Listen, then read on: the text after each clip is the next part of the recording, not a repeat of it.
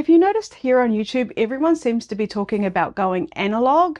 Well, what they mean is they want to put down their phones, get off their screens, and do things with their hands, like read books, journaling, and of course, sewing. So today we'll be combining them all and making everything you need for a perfect analog day, from a bag to put everything in, to a book and notebook cover, to a zipper pouch. I've got 10 projects that are absolutely perfect if you're wanting to get off your screens and be analog, and even better, we're going to sew them. So get your favorite fabrics ready and let's sew.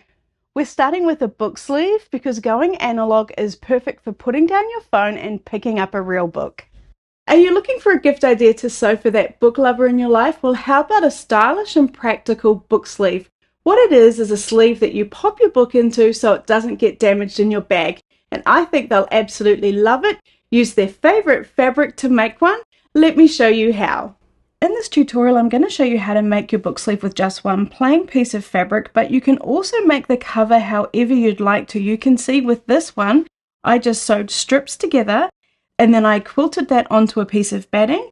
And for this one, I just sewed squares together and then sewed that onto batting. So I didn't worry about the fusible fleece.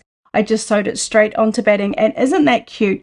You could use a quilt block that you've got lying around, and if it's too small, you could just add on a little bit to the sides or the top. Whatever you need, but I'll just show you how to make it with a plain piece of fabric, but remember you can make these however you'd like.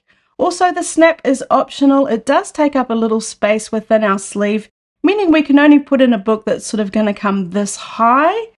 So it is optional. You could also use a button and a piece of elastic to come over, just like we did with my mug cozy. I'll put a link down below if you'd like to check out that video and see how you could finish it off that way. You'll need 2 pieces of fabric for the outer of your book sleeve and then 2 pieces for the lining. Now all 4 pieces measure 8 inches by 11 inches. And then you'll need some fusible fleece, and I'll put a link down below if you're not sure what that is. Now I've cut 4 pieces and they measure 7.5 inches by 10.5 inches. They're actually just half an inch smaller than our fabric. You'll also need a snap set. With the snap set, you get the pliers and awl, and you'll need 1 set of snaps. Now what I'm going to do is I'm going to place my fabric so the wrong side is facing me and the right side is facing down. Then I'm going to take a piece of my fusible fleece and I'm going to find the side that's got the bumpy raised bits, and that's the glue. So what we want to do is we want to face that down onto our fabric, and then we want to press. And what this does is it mounts the glue, attaching it to our fabric. So I'm just going to turn that over and press on this side as well. It's easier to work with if you've really made sure that it is attached to your fabric. And then what I'll do is repeat that for the other 3 pieces.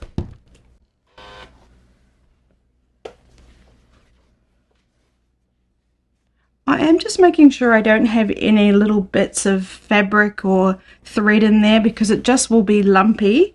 And then when I'm placing the fleece down, I am just making sure that it's sitting in the middle. So we've got about the same amount of space on all 4 sides.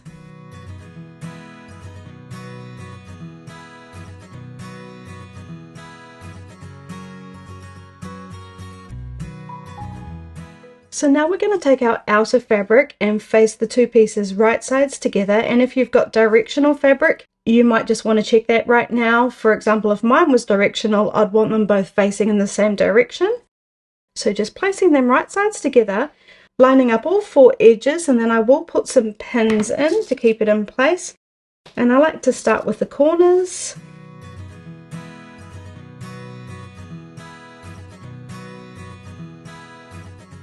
Now what we're going to do is sew around 3 sides, leaving one of the shorter sides open. And again, if you've got directional fabric, you'd want to leave the top open. So I'll just set this aside, and then we're going to do exactly the same with our lining fabric, except we're going to do a mark for the opening.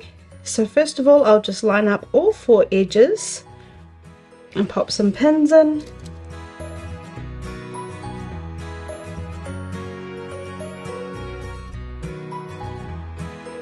So now if you've got directional fabric, we're going to leave one side open like we are with the outer fabric, but we also need an opening at the bottom so we can turn it right sides out. If you've got directional fabric, you might want that to be at the top, but it is going to be the lining, so we're not really going to see it. So I'm just going to mark down the bottom here about a 3-inch opening so that when I'm sewing, I'm going to come down this side to this mark, stop, and then I'm going to start again here and go all the way up. So I'm going to stitch with a 1/4 inch seam allowance, and I've got my special 1/4 inch foot that has a guide there, so I know it's perfect. Use whatever you need to use to get that 1/4 inch seam allowance. I'm going to stitch at stitch length 2, and I'm just using glide thread, which is what I like to use for regular sewing projects. So just putting my foot down, I'm going to start at the very edge. I'll do a back stitch and then come forward, and then as the pins get in my way, I'll just remove them.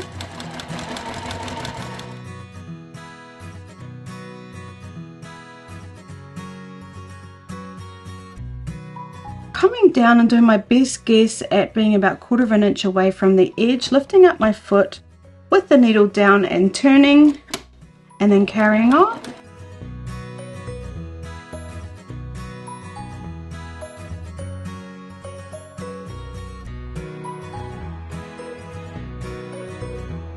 And when I get up to this top edge, I will just do a back stitch again. Cutting my thread, and now I'm going to do exactly the same with the second piece, except where I've got my markings, I'm going to stop there, I'll do a back stitch, and then I'll carry on here.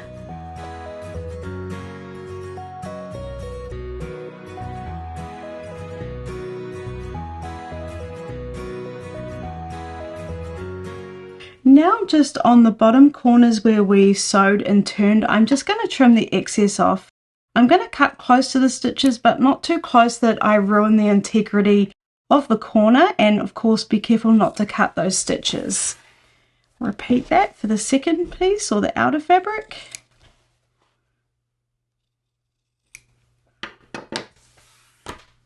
So then what we're going to do is take our lining and we're going to turn it right sides out. So I'm just going to open it up, grab the bottom, we do have a hole there, so just grab the bottom and pull it through.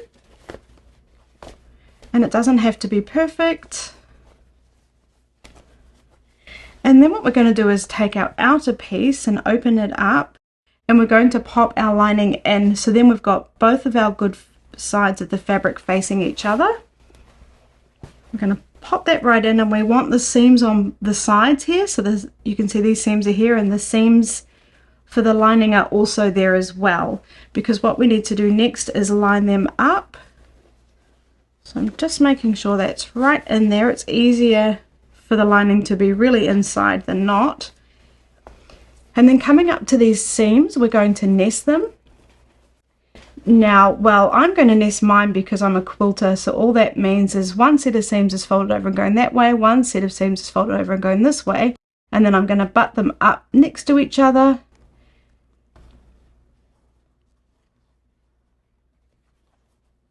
Okay, this is a bit fiddly, and then when we open it up, we want to get a nice straight line. We also want these edges to be lined up nicely too, and then I'll pop a clip in. Then I'm going to come over to the other side and do exactly the same on this side. Now, if you are a dressmaker, you'd like to open your seams and marry them up, and that's perfectly fine too. It just depends on whether you've got a quilting background or a dressmaking background. Both are correct. Well, correct in my opinion. So lining them up again, popping a clip in, and then what I'm going to do is just come to the middle here, and I can see my lining is really popping out. I want to push it in and line up both the edges and clip it in the middle, and then I'll just pop a couple more in.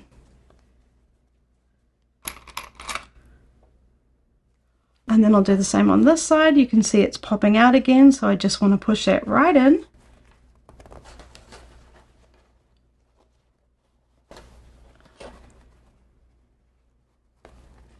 Oh, it is a little bit fiddly. We do want to get that right. And then clip. clip, and clip. Okay, now we're going to sew around that edge. Now if your sewing machine has a free arm, now's the time to use it. So a free arm is a piece that you can pull off here, so you've got a smaller cylinder, and then you could pop this right on and sew it really easily. Now I don't have that, so what I'm going to do is actually sew it this way. I'm going to have the bulk up here so I can tell that I'm not accidentally sewing it underneath. For example, I'm not going to sew it like this and not be able to see underneath. So I'm going to open it right up like this, start on my seam, put my foot down, remove that clip, and then I'm just going to stitch. I'm still stitching with a 1/4 inch seam allowance and on stitch length 2, and I'm just going to take my time, there's no rush. And then what I'm going to do is I'm going to sew, and then I'm just going to readjust. As long as it's nice and flat and straight, these sort of 2 to 3 inches in front of me, all will be well. And of course, take your time.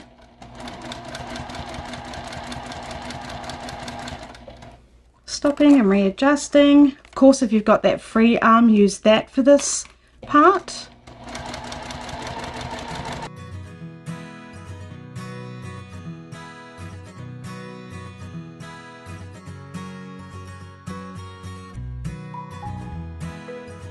And now we're coming right up to where I began. I'm going to just stitch right over the top of those original stitches and then do a back stitch.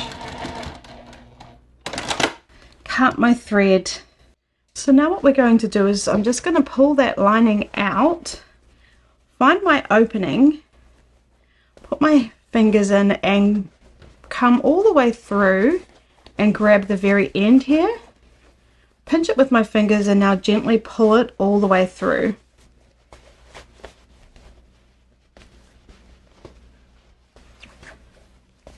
And then with my point turner, I'm just going to make sure that my outer is sitting really nicely. We're not going to see the lining, but we will see the outer. So just pushing that through with my point turner, or use something similar, and you can be firm but gentle at the same time, because if you're too rough you could accidentally go through your fabric. I've done it before. So just get it so you're happy with how it's sitting. Okay, now I've lost my point turner in there. There we go. So now what I'm going to do is just close up this lining. I'm just finding my opening and I'm going to fold in both sides at about 1/4 inch because that was our seam allowance. And I want to fold it in so it looks like it was never there, and then we're going to sew it shut. Now we probably should be pressing this, but no one's going to see it, so just this once I'm going to skip that step.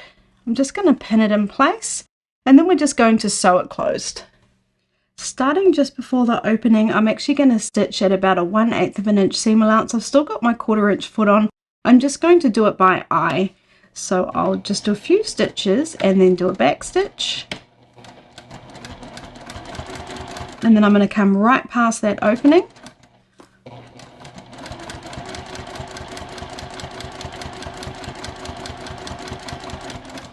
And once I know I'm right past it, I'll do a back stitch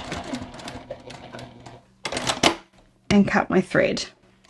So now what we're going to do is open it up the best we can, and we're going to push that lining inside.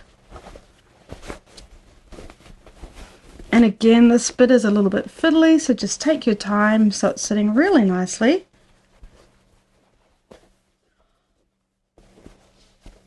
And then at the top here, we want it sitting really nicely.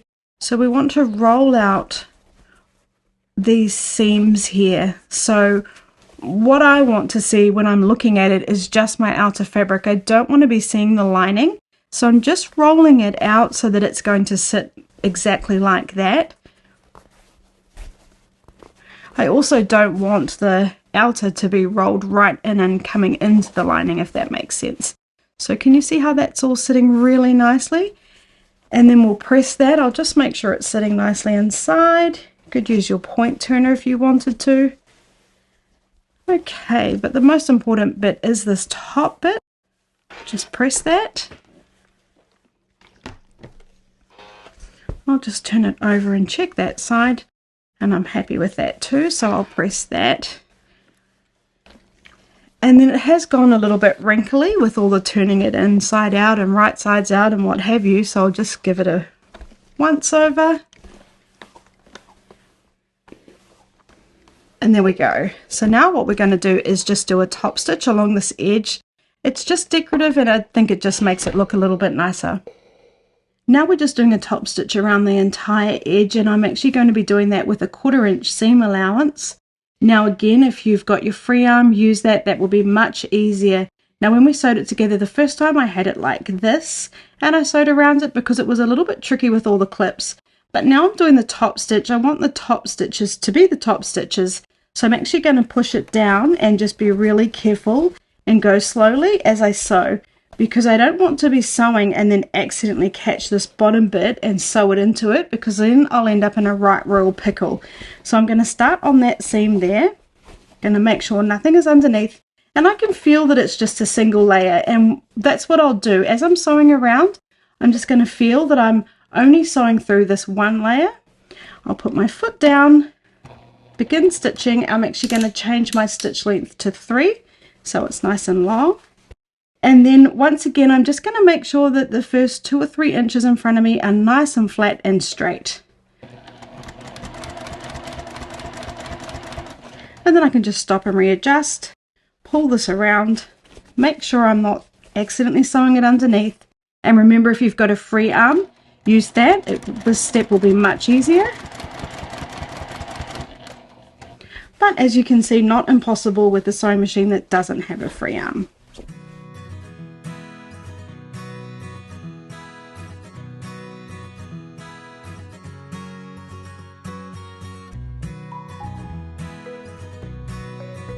So now I'm coming right up to where I started. I've just got that loose thread there. I'm just going to push it out of the way.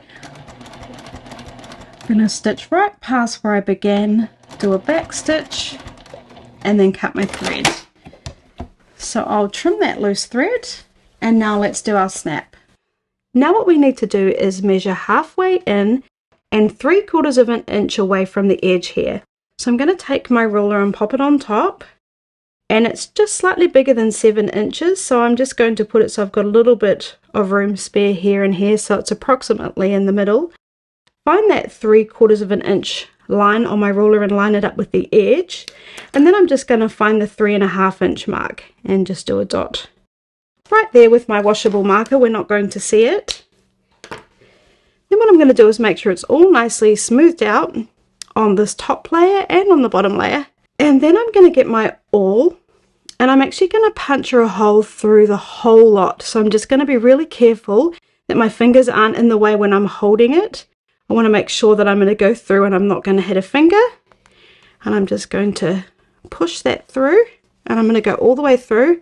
I want a nice big hole so that then I can get my snaps through. So with the snaps, I've got 2 of the top pieces and then a male and a female. I'm going to take a top piece and pop it in through the top, and then I'm going to come underneath here and push it right in and make sure that all that fabric is pushed down. That worked really well. Sometimes it's a little bit harder, and you've really got to make sure it's sitting really nicely down and in there. Then I'm going to take a male or a female, it doesn't matter which one. Take my pliers and attach it. So I'm just going to press down, and you feel like you hear a click, but you don't, because it's plastic. It just sort of mushes the plastic in. Then I'm going to come over to the other side, get the other cap, and pop that in on the back there, or the front, whichever way you've got it. And again, I'm going to push it right in so it's nice and flat. And then I'm going to get my other piece. It's either the male or the female this time. I'm not sure which one, but they were the opposites. And then again, press that on. Be nice and firm. And now we've got our snap. Isn't that cute?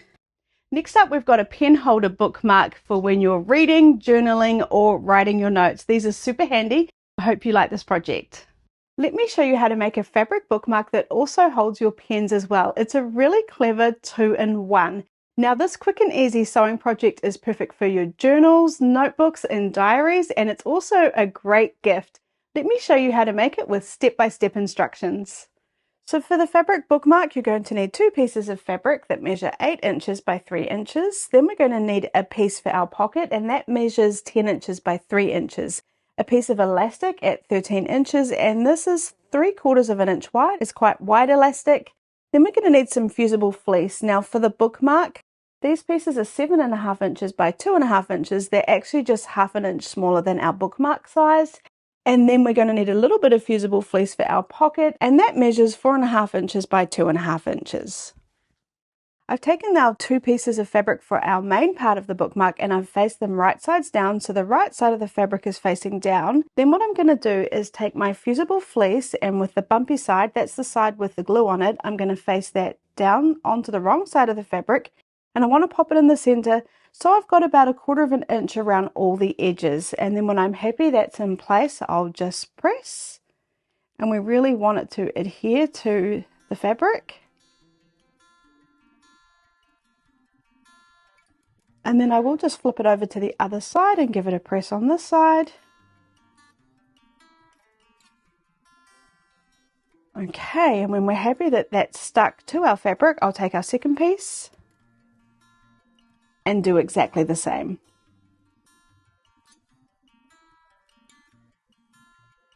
So then I'm just going to set those 2 pieces aside. I'm going to take my pocket piece and I'm going to fold that in half so the wrong sides are facing each other. I'm going to line up the edges, especially this bottom edge here, give it a finger press, and then when I'm happy it's folded in half nicely, all the edges are lined up, I'm going to give that a press. Then I'm going to open it up, take that smaller piece of fusible batting and place that on so I've got the edge lined up right where that fold is, and then it's about 1/4 of an inch all the way around, and then I'm going to press.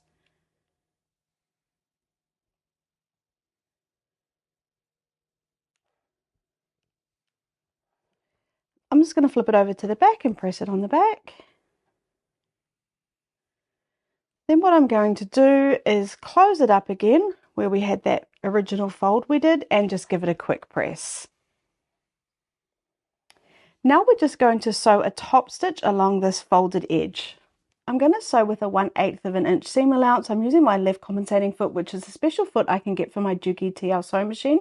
Use whatever guide you need to do exactly the same, and it doesn't have to be exactly 1/8 of an inch. We just want to do a nice top stitch which is decorative. I'm going to stitch at stitch length 3 and I'm using wonderful confetti thread. I'm going to start on the very edge and then come along to the other side.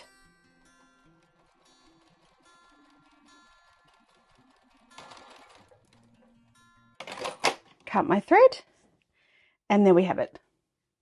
So now with one of our main bookmark pieces, we're just going to turn that over so that the right side is facing us, and if you've got 2 pieces and one is nicer than the other, use your nicer piece now because this is going to be the front of our bookmark. And if it's directional, make sure it's sitting in the direction you're happy with. Then we're going to take our pocket and pop that on top, and we're going to line it up on the bottom edge here and on the side edges. Then we're going to take our elastic and I'm going to eyeball the center. If you don't want to eyeball the center, you could fold the pocket in half and finger press to get a mark for the center. But I'm just going to pop it where I think looks like the center, and that looks pretty good to me. And then when I'm happy, I'm going to pop a pin in. I want to pop the pin in through all the layers to keep it all together. And then we're going to do the same at the top. Now I'll just turn this around. We want to make sure that the elastic's not twisted, because what we're going to do is we're going to pin it here and then do a stay stitch. So we want to make sure it's not twisted like that, because then it's just not going to sit right on our book. So bring it out flat and then lift it up carefully, and then find the center here again and then pop a pin in. Now I'm just going to do a stay stitch at the top and the bottom of our elastic. So I have actually changed my foot for the next step, but don't worry about that. We just want to sew along this edge, and again, probably at about a 1/8 of an inch. We don't want to be able to see this when we turn our bookmark right sides out. It's just to keep it in place when we're sewing everything together. I'm not worrying about a back stitch. I'll cut my thread and do exactly the same on this side.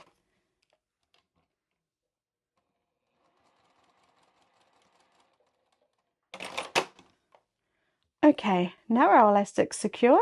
Let's do our next step. So now we've got our elastic attached. What I'm going to do is just fold it down so that it's not in the way. I'm just going to give it a finger press. I want it to sit just like that. Then we're going to take our second main fabric piece for our bookmark and place that right sides together so everything's inside there. We're going to line up all the edges, and then when we're happy, we're going to pop a few pins in to keep it all in place.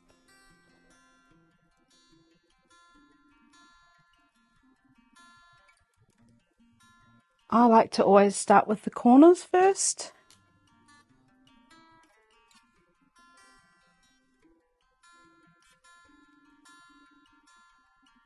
And do the sides. So now what we're going to do is mark our opening. Now we want it on the side here away from our pocket. So I'm going to start it right where our pocket ends and then just about ½ an inch down from that corner. So I can see that my pocket ends here. So I'm just going to mark right there.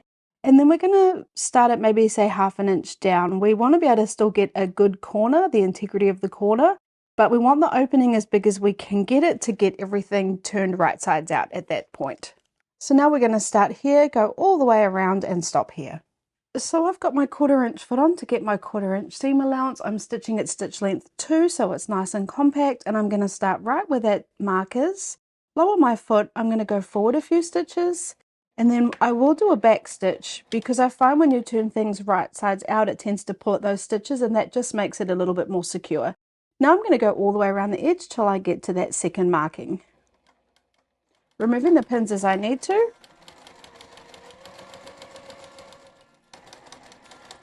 When I come up to the corners, I'm just going to do my best guess at about a 1/4 inch seam allowance. Make sure my needle's down, lift my foot up and turn, and then carry on.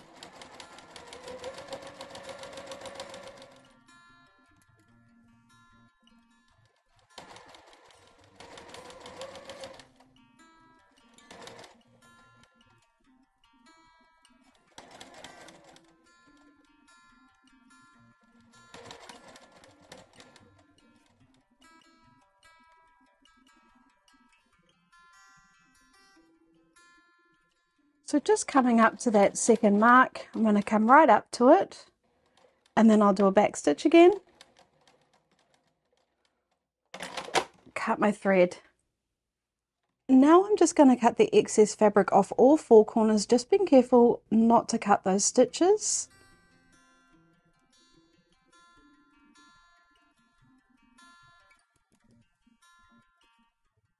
Now I'm going to find my opening, and I'm going to grab the elastic and I'm going to pull it through, and we're going to turn it right sides out. And what I find the easiest way to do this is pull that elastic as far as I can, and then the bottom of our bookmark here, I'm just going to give that a push through too. Now it is a little bit fiddly. Oh, and then when we can see it pulling coming through, I just give that elastic another tug, and then we can see we've got our bookmark shape there. I'm going to take a point turner, you can use something similar, and I'm just going to make sure it's sitting all nicely, especially in those corners there.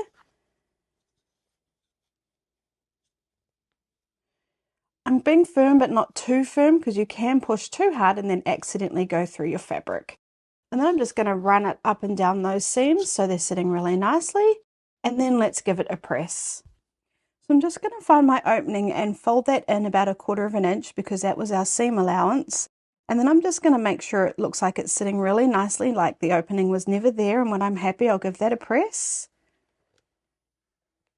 And then I'll give the rest of the bookmark a press too. We want to make sure all these seams are rolled out nicely and sitting really nicely.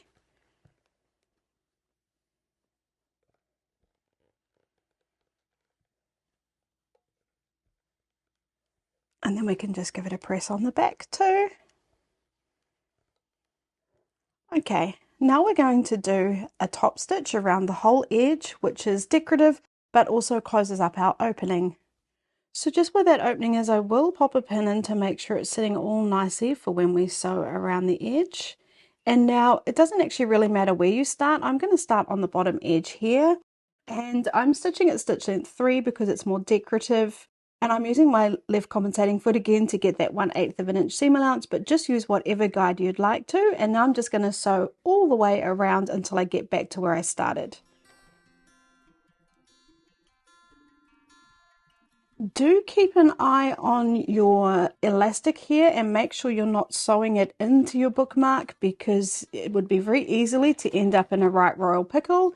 So I'm just holding it out of the way as I sew around.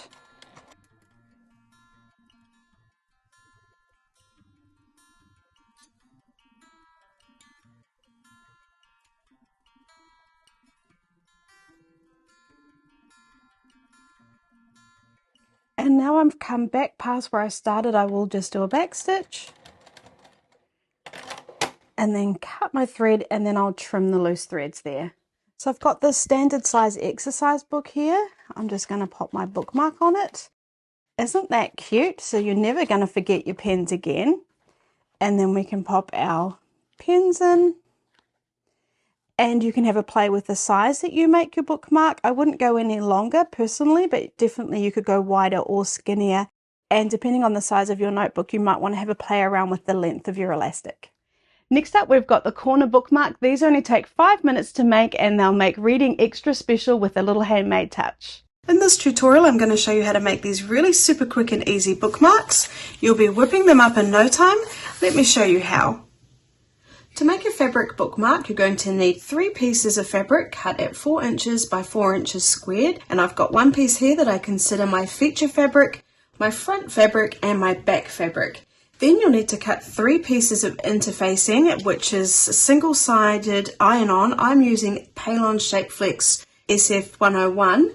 We're going to need 3 pieces cut at 3.5 inches by 3.5 inches squared. So then to get started, I'll just pop these aside, and I'm going to take one of my pieces of interfacing and I'm going to cut it along the diagonal.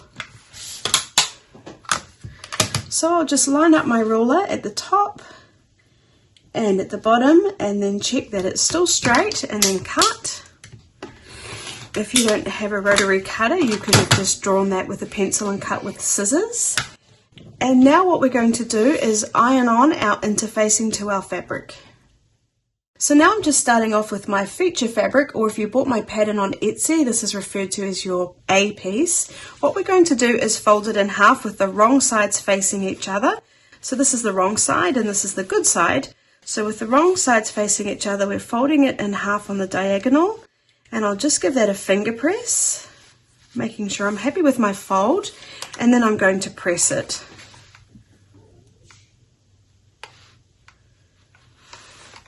And then what we're going to do is open it up,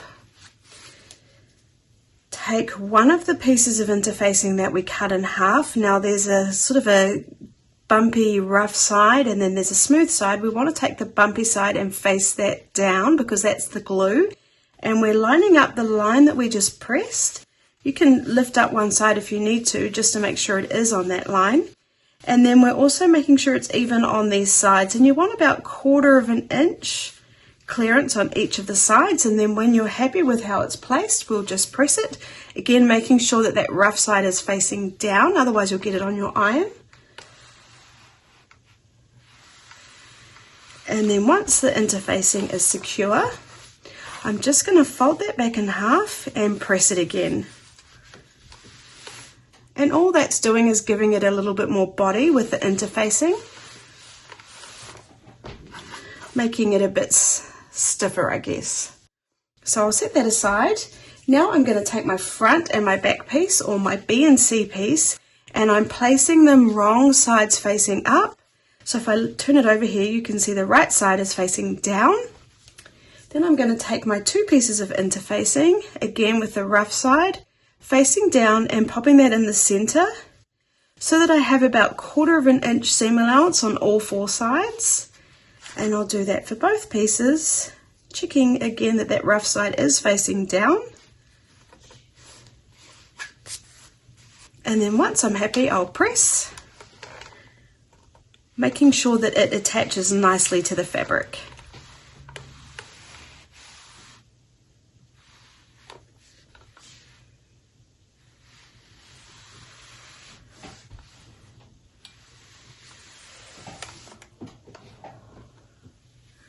Okay, so now what we're going to do is I'm just going to layer all my pieces and get them ready to sew together. So I'm going to take my B fabric, and that's the fabric that you want to be the back. I'm using actually the same fabric for the frontal back, but you might like to use different fabric. So take whatever piece you'd like to be your back and face it with the right sides facing you. Then take your feature fabric, which we've folded in half, and then we're going to place it on top, and what we're going to do is we're going to line up the edges on the two sides. So you can see that's how our bookmark is going to be. Then we'll take our final piece, which will be the front piece, and we'll place it on top with the wrong sides facing us, and we want all these edges lined up really nicely. And then what I'm going to do is pop a pin in, holding it in place.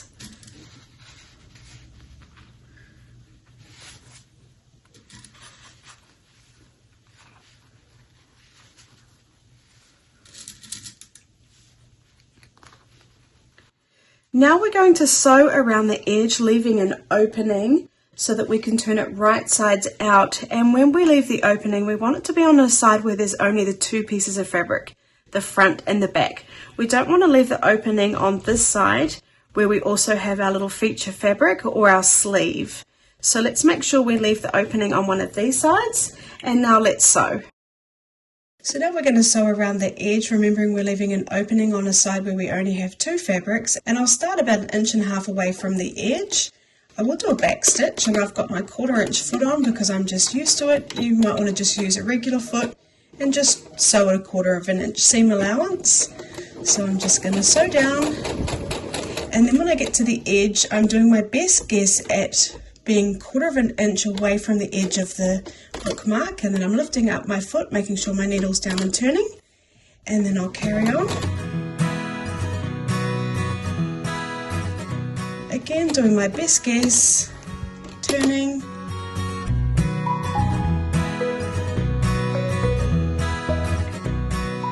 And now I'm back on the side that I started, so I'll just sew down about 1 inch, 1.5 inches, and then do a back stitch. I just like to do a back stitch because when we turn it right sides out, it can be pulled at, and it just means that the stitches aren't going to come undone.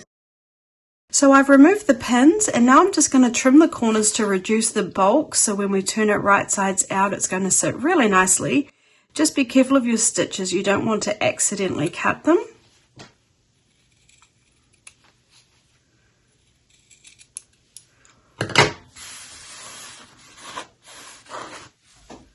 So now I'm just going to find the opening, pop my fingers in and grab it and pull it through so it's right sides out. Give those corners a push, and then what you can use is a point turner, or if you don't have one, you could use a chopstick. So you don't want to use anything sharp because you can accidentally poke a hole in it. So I'm just going to take my point turner and just give the points a push so they're sitting really nicely. You do have to be gentle because, like I said, you don't want to poke a hole.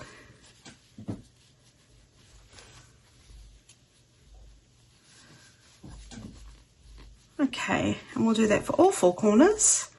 And then once you're happy, we're going to take this edge where we've got our opening and just line up the fabric so it's sitting nicely. Oh, I'm sorry, I'm just going to give that corner there one more push.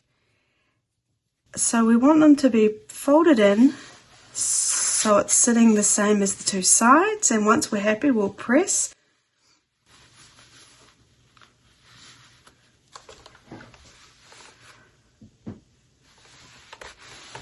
Just going to give the whole piece a press now. We can press it on the back as well.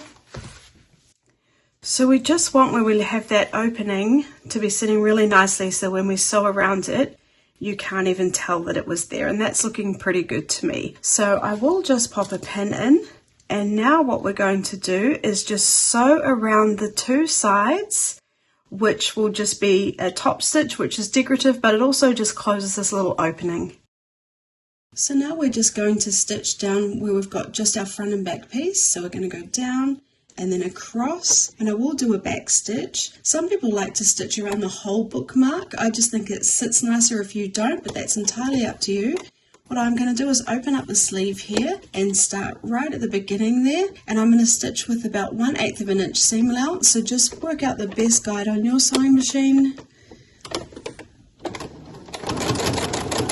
And I'm going to come forward a few stitches, back and then forward, removing my pin once it gets in the way, making sure it is all still sitting nicely.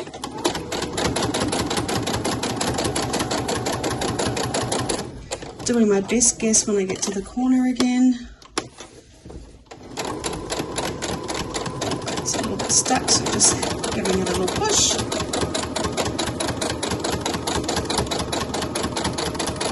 Then when I'm coming right up to that edge again, I just will do a back stitch. Okay, and then trimming our threads. So there's our finished bookmark. Isn't it cute? I gave it one more press, trimmed the loose threads, and I did make these cute little inserts to go into it because I figured if you made them for gifts, people might not know exactly what they're for, and this way they will. It says, I'll save your page, and then when they pull it out, it says, this little bookmark was handmade just for you. And these are found in my pattern, which is available in my Etsy shop. I'll put a link in the description below. If you've enjoyed today's tutorial, please make sure you subscribe and hit the bell button so you never miss a video. Next, we're making a fabric book sleeve, and this is to protect your favorite book or notebook when you're throwing it in your bag. Hey everyone, it's Stacey. In today's video I'm going to show you how to make these really super quick and easy fabric book covers. I think you're really going to love them. I can imagine you making them for gifts. You know, when you're in the fabric shop and you see a fabric and you're like, I know someone who'd love that, but you have no idea what project to make them. This is your project. But before we get started, we just need to do our Sew Sampler giveaway, and I've got all the entries in here. Thank you everyone that entered. And I'm just going to pick someone's name out randomly. And the winner is Brianna Henkel. So thank you so much, Brianna. Please send me an email and I'll pop the box in the post to you. So now let's make our fabric book cover. To make the fabric book cover, I've used a composition book, which you can get from all sort of general retailers in America. However, you might be using a different book, or you might be in a different country and not be able to get these. So all I did was measure the book. I measured it from the edge all the way around into the other edge, and I added on 1 inch, and then I measured it from the top to the bottom, and then I added on 1 inch. But for an American composition book, we need to cut 3 pieces of fabric, or rather 2 pieces of fabric, one for the outer, one for the lining, and a piece of batting, all at the same size of 11 inches by 16 inches. So they're all cut to the same size. And then we need to cut 2 pieces of fabric, and this is for the inner sleeve, and these are cut at 11 inches by 7 inches. But if you've done your own measurements, just remember to add on 1 inch on the side and at the top. Before we get started, I just wanted to show you one more option for our fabric book cover. You don't have to just use one piece of plain fabric. You might want to do a quilted look, and you could use any shape pieces you'd like and sew them together so they're big enough. What I've done here is I've taken 2.5 inch strips, I've sewn them together, I've pressed all the seams one way. I have made it a little bit bigger than 11 inches by 16 inches. Then I've taken a piece of batting and I've quilted it. And now what I'll do is I'll cut that down to 11 inches by 16 inches, and I'll do the same process that we're about to do with the plain fabric. So the first thing we need to do is take our inside sleeves, and we're going to face them right sides down, so the wrong side's facing me, and along the longer edge we're just going to fold that over about 1/4 inch, and I'm just going to go by eye. You might want to measure it. It doesn't really matter, it doesn't have to be perfect. And we're just going to iron that down 1/4 inch.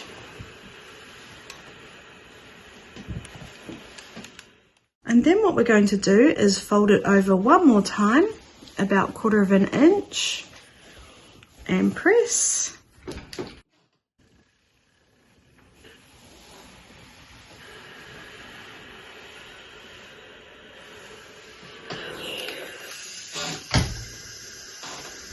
And then we'll repeat that for the second piece.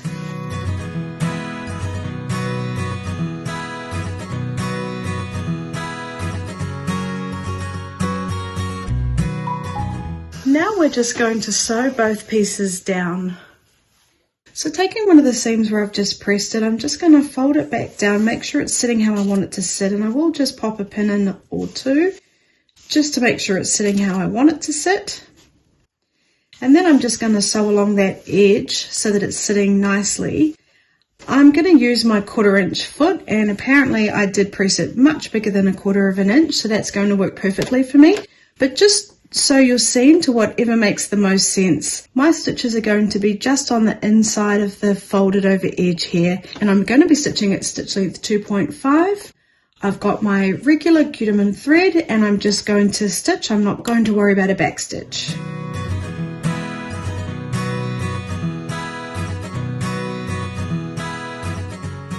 I'm just going to cut the thread while I'm here at the bottom and at the top, and then I'm going to repeat that for the other sleeve.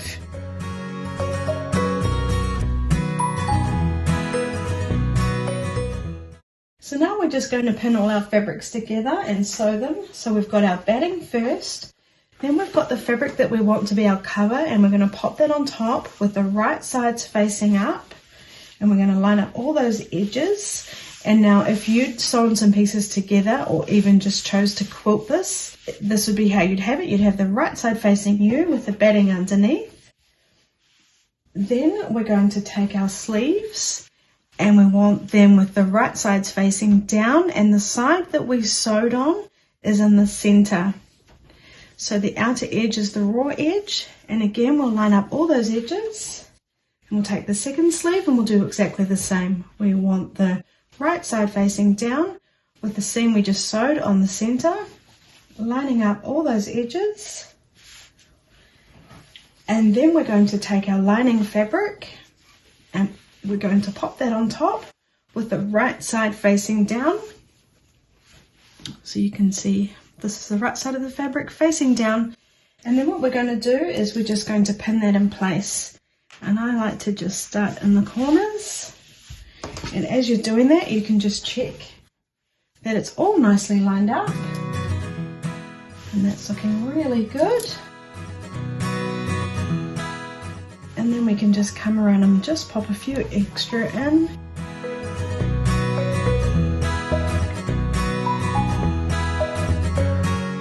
So now what we're going to do is sew right around the edges, but we do need to leave an opening so we can turn it right sides out. Now, if you're going to remember to do that, then just go ahead and sew it. But if you're going to forget, you can just take a chalk pencil or whatever you've got on hand and just leave a mark where you're going to finish, and where you'll start. So I'm going to start right before that sleeve there, but I will finish a bit before it. And that's about 4 to 5 inches. So now let's sew it. So I've still got my 1/4 inch foot on, and I'm going to start where I showed you I just did the marker. I will do a back stitch because it can get a little bit stretched when we're turning it right sides out. When I'm coming up to my corners, I'm just going to do my best guess at 1/4 inch, and that was spot on. So coming up to that corner again, remembering to lift your foot up, turn, pop your foot back down, and my needle stayed down during that whole process to keep it all in place. Carrying on.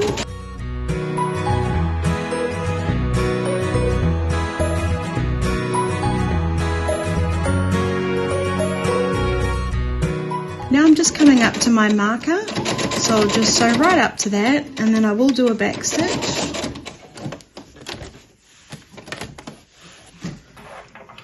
I'm going to cut those threads, and I'm just going to cut them where we started. So just taking the pins out.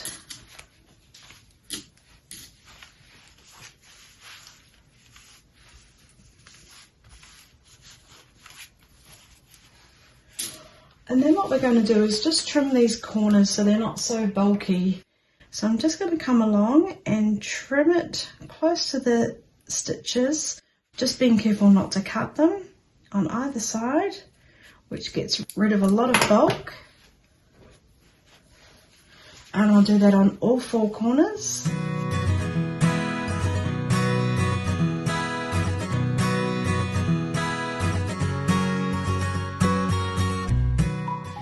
Okay, and now we're going to find our opening, and we want to go in between the outer fabric and the lining and pull that through.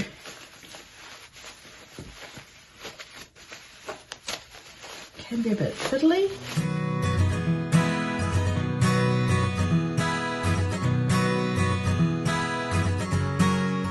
Okay, so now once it's looking like this, we're going to take these sleeves and we're going to flip them over to the back, so they're now sitting on the lining on both sides.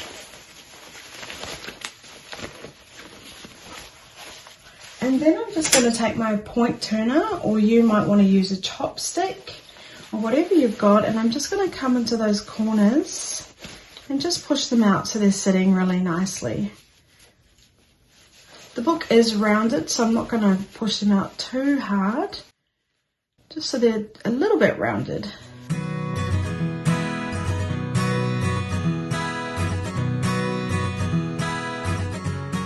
Okay, and then we're just going to get it sitting really nicely, and we're going to give it a quick press. So now let's press it. Now the most important thing is to make sure that our opening is sitting really nicely. And here I've got my sleeve as well, so I need to make sure they're tucked in nicely, lined up, so it's all sitting how I want it to sit. And you might want to check it on the inside and on the outside before you press it. So that's looking pretty good to me. I'm just going to give it a press. And what I might do is just flip that over and make sure I'm still happy with how it's sitting on the inside. Again, I'll just give that a press.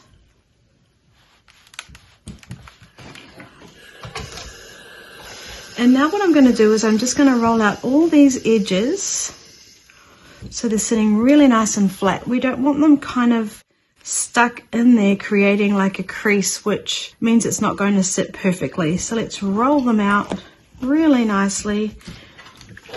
And I find this step here really makes the difference of getting it to sit and look really nice and tidy.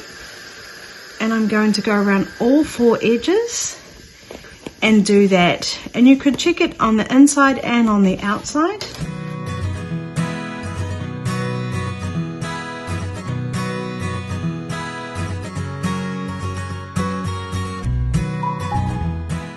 Okay, and once you're happy with it, why don't we give it one press over the whole piece so it's sitting nice and flat.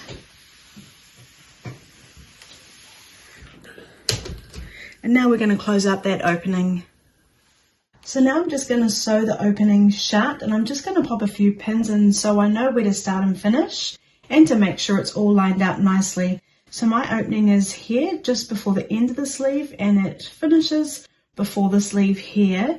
So I'll just pop a few pins in, like I said, so I know where to start sewing and I know where to finish, as well as making sure these edges are lined up nicely.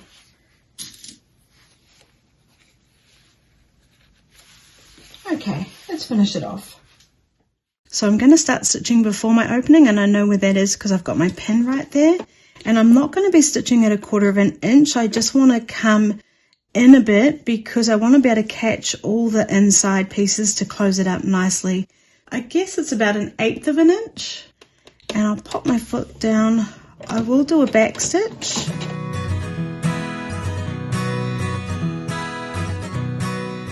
Coming right up past that pin.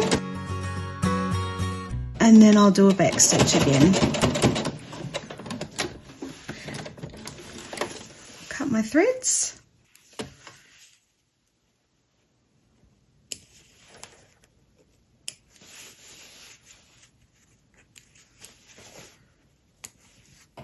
Okay, let's pop our book into our sleeve. So we'll just open up our sleeve, take our book, take the front cover, pop it in the front sleeve there, flip to the back and take the back cover and fold it. Oh, can be a bit fiddly, and pop it in that back sleeve, and there we have it, our fabric book cover. Isn't that cute? Next up is my beginner line zipper pouch. It's my easiest zipper pouch tutorial because we're going to need somewhere to put all our pens and pencils and felt tips and texters. If you've been avoiding zippers, then this video is for you. We're going to be making an everyday zipper pouch that's lined, it's beginner friendly, and trust me, it's much easier than you think. If you're new here, my name's Stacey. Thank you so much for joining me. Let's get on and make our zipper pouch. So to make our zipper pouch, you're going to need 2 pieces of fabric for your main fabric, 2 pieces for your lining, and all 4 pieces measure 6.5 inches by 11 inches. You're going to need a zipper. Around 11 to 12 inches will be great. I'm going to be using a continuous zipper, and that's where you just cut it to the length that you want, and I'll show you how that works next. So I'm going to be using my continuous zipper here, and the thing I love about it the most is you just cut it to the size you want. So instead of needing to have all the different sizes on hand of all the different zippers, you buy these at about 3 yards at a time, I believe, and then you just cut it to the size that you need. Now they come in lots of fun colors, and then you buy the pulls separately, and then you buy as many of those as you need. And these can come in really fun different shapes as well. For example, I've got stars, I've got some that say handmade on them, I've got hearts, I've got all sorts. So you can really have fun with them. Now they come in 2 sizes, a number 3 and a number 5, and it says here as well, number 3 and number 5. Now this is a zipper jig. I do find this helpful to get my pull onto my zipper. So what we do is we just place it on the side that it is. What I mean is this is a size 3 zipper, so I've got my pull on my size 3 here, and I'm just placing it down onto the jig just like that, so it's nice and secure. Then I open up my zipper, and then all I'm going to do is pop each side of my zipper on either side just like that. And the trick is to put it on an angle like that, and then we want to push it down together at exactly the same time, and then we can check it. I'm slightly off there, so I'm going to have to try again. And admittedly, sometimes it can take a few goes. I have to just be patient, but eventually I do get it.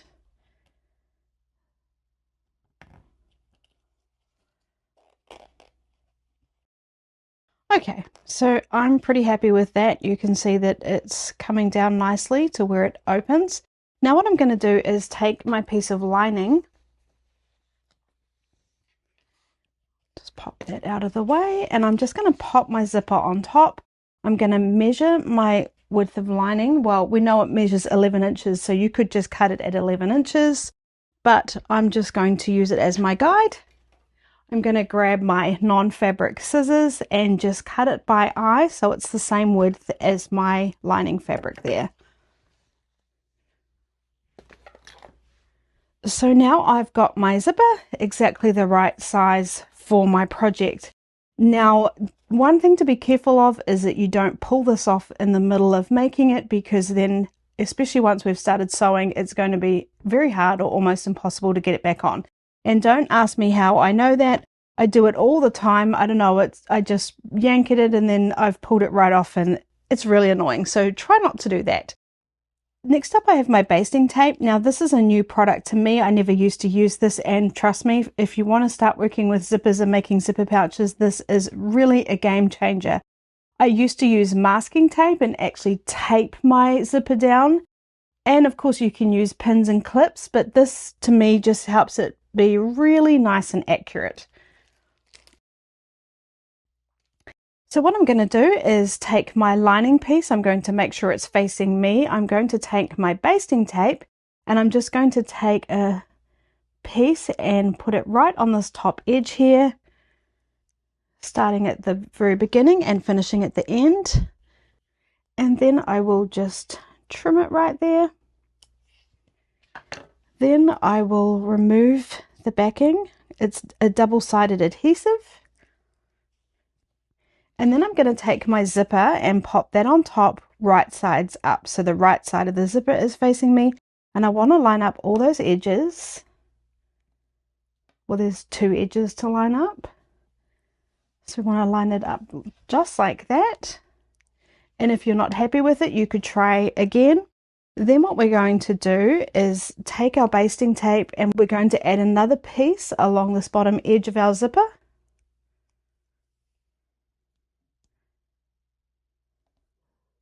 I've come over the edge a bit there, but it doesn't matter. So just along that bottom edge, I'll trim, and I can trim that excess off if I want to. Then we'll just remove that tape again, the backing.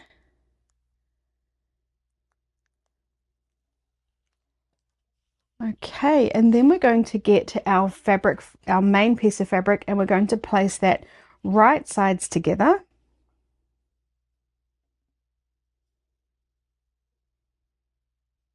Again, we want to line up all the edges, so we want to line up this bottom edge, but we also want to make sure it's lined up on the sides as well.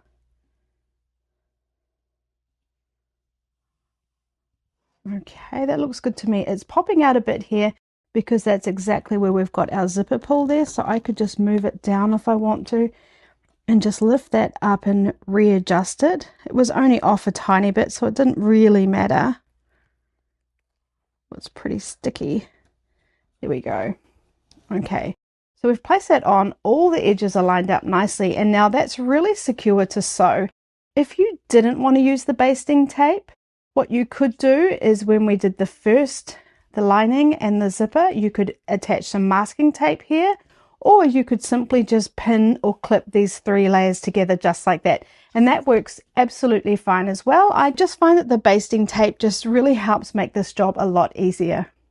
So just one last thing, if you are using directional fabric, you can just pull that top piece down and just make sure it is facing the right way. And we've got our zipper there. So if you had directional fabric and it was facing away from you, then you'd need to be turning it around the right way.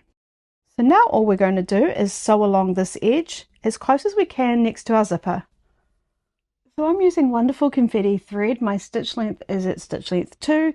And I've got my zipper foot on. Now what I want to do is sew as close as I can right next to that zipper. So just work out what that is for you and your zipper foot. And just to help me, because you can kind of feel when you're sewing next to a zipper, but you can also find a guide on your foot plate here. So what I'm going to do is just keep an eye on my fabric and make sure it's running parallel next to that line right there next to the edge of my fabric to make sure I'm sewing straight. So I'm not just relying on the feeling that I'm next to my zipper, if that makes sense. So I'm going to go forward a few stitches, and then I will go back a couple, and then I'm just going to sew all the way along to the other end. And just take your time, especially if you're nervous with zippers. But trust me, after this project, you're not going to know what you were worried about, and you're going to want to make a whole heap more because they're so much fun.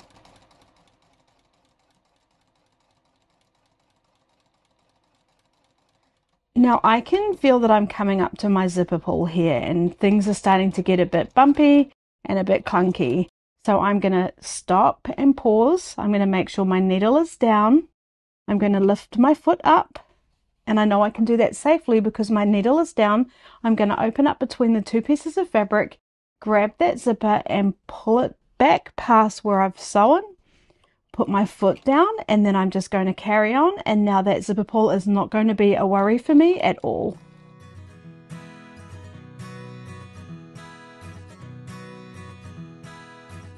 So I'm coming up to the edge again. I'm going to do a back stitch and then go forward. Cut my thread. Now I didn't say what side I sewed on, and that's because it really doesn't matter. So now we're just going to open it up and find our zipper and place our 2 pieces of fabric like that. So we've just got our zipper on one side here. Then what we're going to do is take our lining piece, and we're going to put another piece of our basting tape along the bottom here.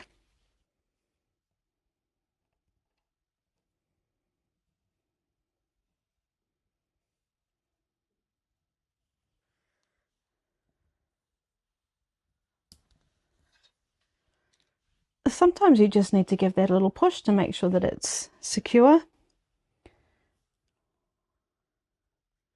Oh, and when you remove the backing, do make sure that the tape is sticking and you're not just pulling the whole piece off with the tape again, which can easily be done. Okay, then we're going to take our zipper and place that on top of our lining lining up those edges again.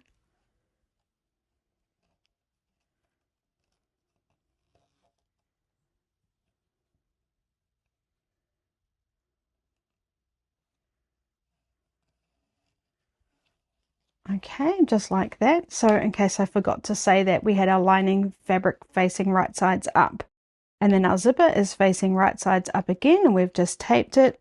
Then we're going to take our basting tape again and do another strip along the bottom of our zipper here.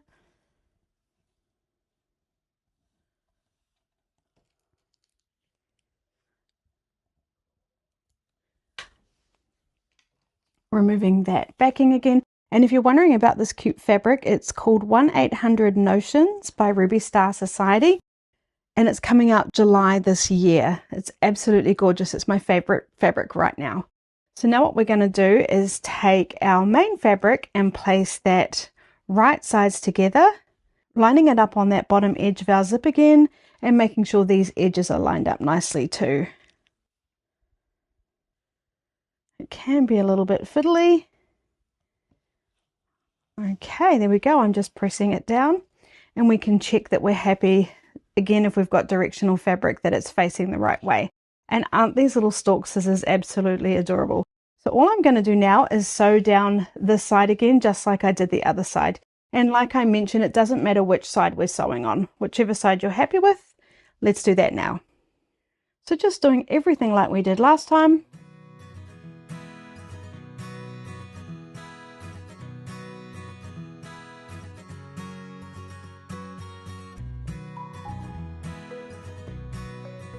Now we need to give it a press. So now what we're going to do is just press where we've sewn our zipper to our fabric. So I'm just going to give that a finger press and press. We just don't want any creases in there. We want it to be sitting really nicely. I'll do that on both sides.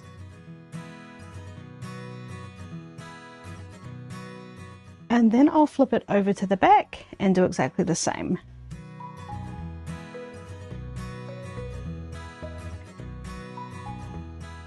Okay, and that's looking great. Let's move on to the next step. Now I'm going to do a top stitch along the edge of my fabric here next to the zipper with about a 1/8 of an inch seam allowance. I'm just going to carry on using my zipper foot, and I've changed my stitch length to stitch length 3 because I think that looks nice and decorative for doing this, and I'm going to do the same on both sides. I'm not going to worry about a back stitch.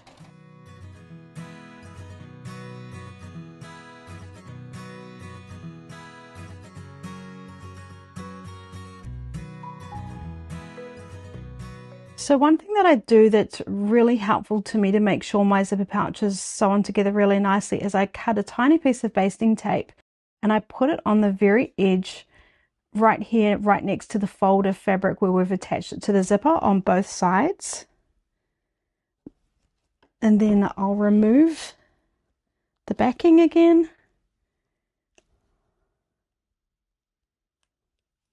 Okay, and now what we're going to do is open it up so we've got the main fabric facing each other and the lining facing each other.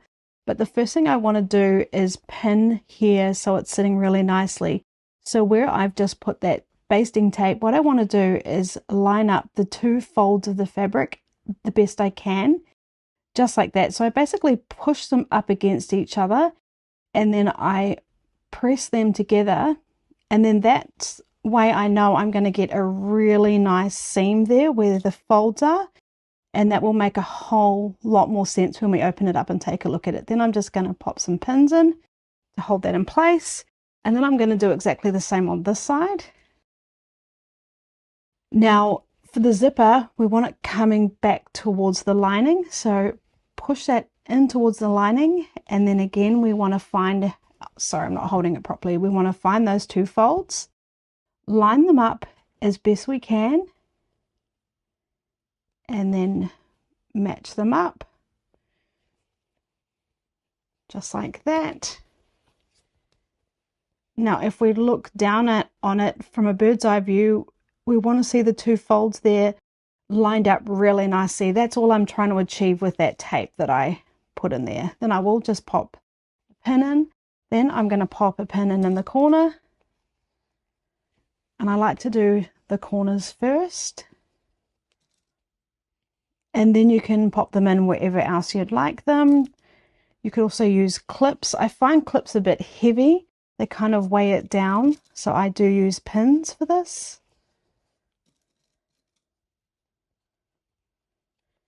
But then people, if you didn't use the basting tape, you might find clips are easier for that part.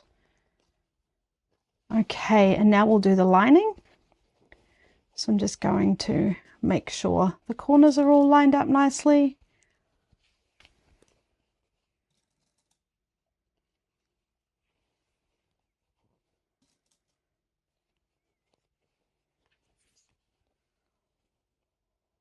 And remember, we want that zipper pushed in coming towards our lining, so just check it's sitting how you want it there.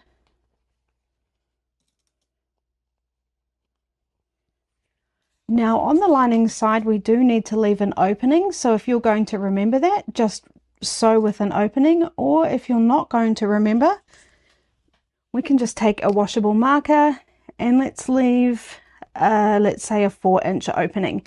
And that's just where we're going to be turning our zipper pouch right sides out. So I'll start here, go all the way around, and then finish at my second marking.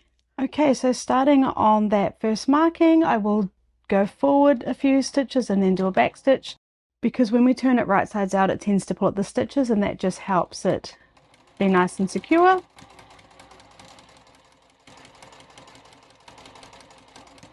I'm going to do my best guess at sewing at a 1/4 inch. I'm sorry I forgot to say I'd swap my foot over, and now I'm sewing with a 1/4 inch seam allowance. It doesn't really matter what your seam allowance is as long as you stick to it at this point.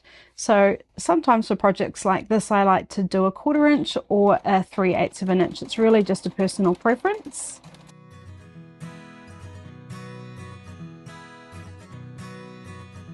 I'm removing my pins as I need to.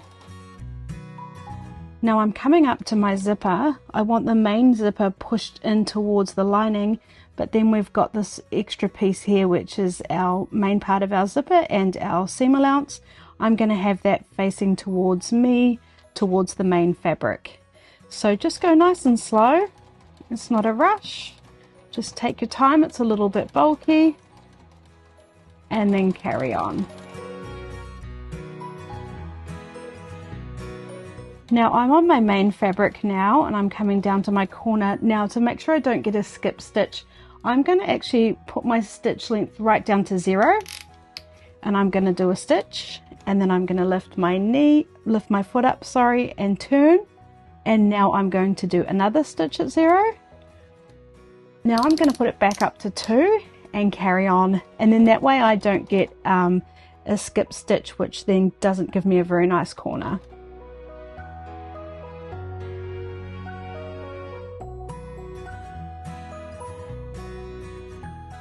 Coming up to my second marking, doing a back stitch and cutting my thread. And if we come to my main fabric here, you can see I've got really nice corners because I did that little trick. Now for each of my corners, I'm just going to trim the excess fabric off there, just being careful not to cut my stitches, but cutting as close as I can.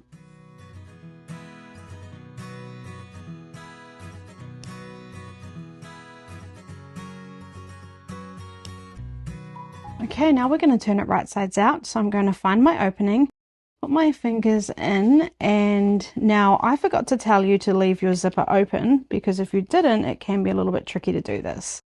I'm just going to open my zipper up a little bit more. So do remember to leave that just a little bit open so you can get into it. I'm going to grab a corner, hold on to it, and then pull it through.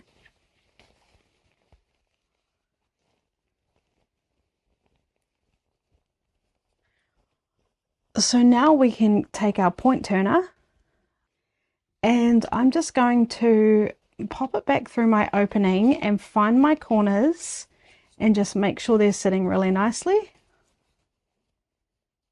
So I'm being firm, but not too firm, because we don't want to poke a hole in our fabric.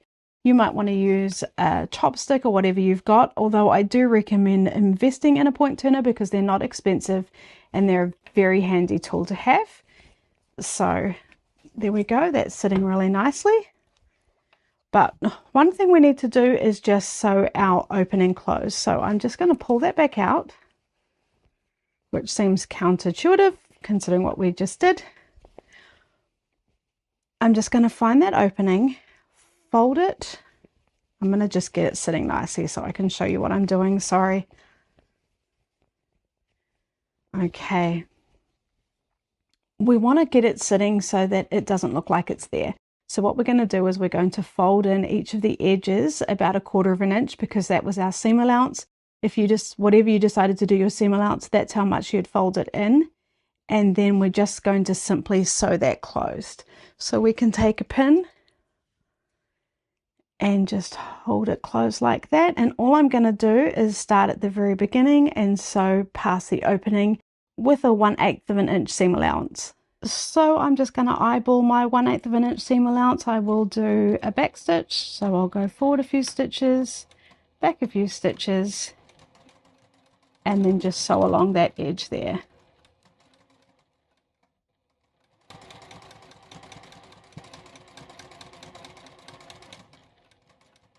And then I'll do a back stitch, trim any loose threads, and then let's give it a final press. So I've put my lining back inside and I've made sure it's all sitting nicely. I've given the zipper corners here a push out to make sure they're also sitting correctly. Then we can give it a final press. So I'm just going to make sure that my seams are rolled out, and we'll press. And we'll do that on all the sides.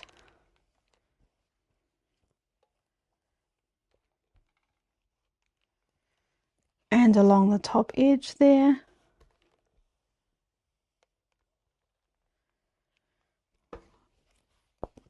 Now, I do get comments with people asking about the lining, and they would prefer it not to be so much lining, or how can I say it, like they don't want so much excess fabric inside. So one trick for that is you could sew the seam allowance larger than the main fabric, and then that just helps make sure that the lining is a little bit smaller than your main fabric. I personally don't find it's a problem, but I do have people commenting that they would like to know how to do that. So that would be my suggestion. But anyway, I think our zipper pouch turned out really cute. And I don't know about you, but I don't think zippers are too bad. What do you think? Every analog space needs somewhere cute to put your things to keep organized, and I thought these baskets would be adorable to pop in all sorts of odd bits and ends that you've got in your analog collection. If you love quick and easy projects that are useful, this tutorial is for you. I'm going to show you how to make a really cute little fabric basket that only needs 1 fat quarter or 2 if you'd like the lining to have different fabric. Now it's perfect for your Easter treats, your Halloween candy, or your sewing supplies that always end up all over your sewing table. Let me show you how to make a fabric basket. So these are the cutting instructions. You could take a screenshot right now, or I'll also put a link in the description below for my blog post where you can find out more information. I also have a PDF pattern in 4 sizes if you'd prefer that. So we're going to start off by pressing, and I've got my lining pieces and my fusible fleece. We've got 2 pieces of each, and they all measure 6.5 inches by 8.5 inches.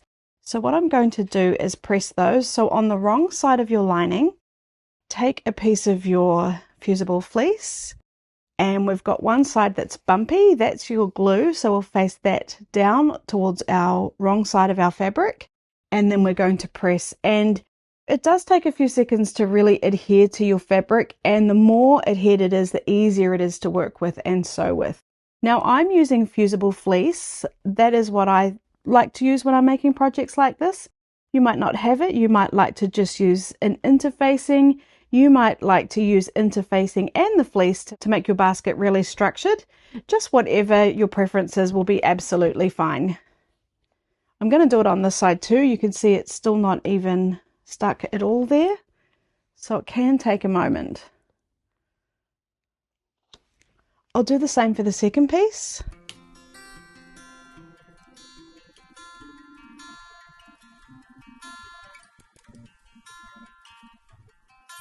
Now we're going to move on to our strap, and this piece measures 4 inches by 11 inches. And again, I've got a little bit of fleece, and that's 1 inch by 13 inches. So for my strap, I'm going to fold that in half, wrong sides together, press.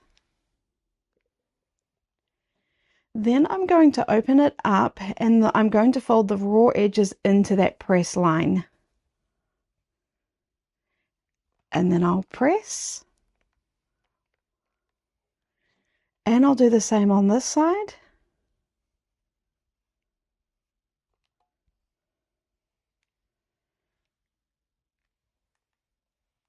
And then what I'll do is I'll just fold it in half again and just press. We want to be able to see our lines. Then what I'm going to do is open it up, and I'm going to take my fleece and I'm going to place it on one of the center parts of that pressed piece.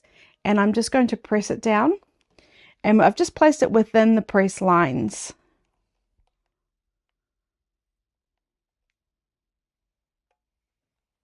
I'll just turn it over, press it again.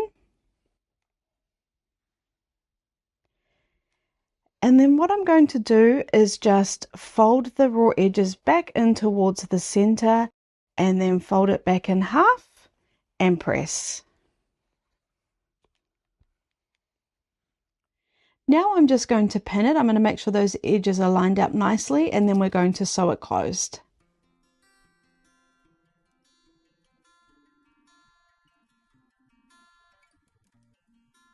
So I'm going to sew with about a 1/8 of an inch seam allowance. I'm using my left compensating foot, which is a foot you can get for the Juki TL sewing machines. Just use whatever foot makes most sense for you. I'm using wonderful confetti thread, and I'm stitching at stitch length 3 because this is more decorative. And I do like longer stitches for decorative parts. So just going to start on the very edge and sew all the way along, removing my pins as I need to.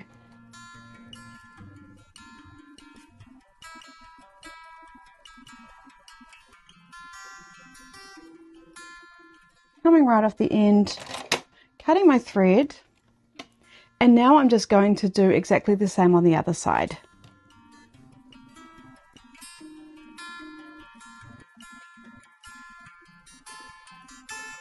Now our strap's all done. I will give that a quick press and then we'll move on.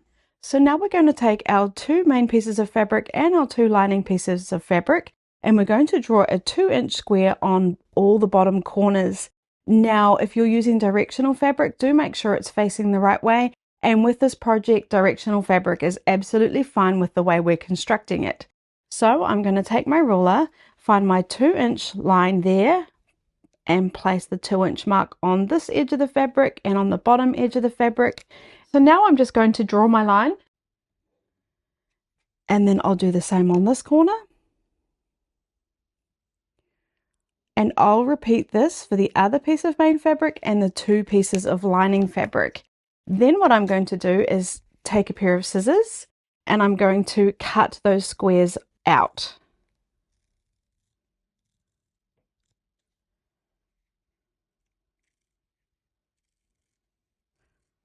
I find this is easier to do drawing it and using scissors, because if you use a rotary cutter, you kind of got to go a little bit past where you want to stop to then get down on the next line, if that makes sense. I don't think that made any sense at all.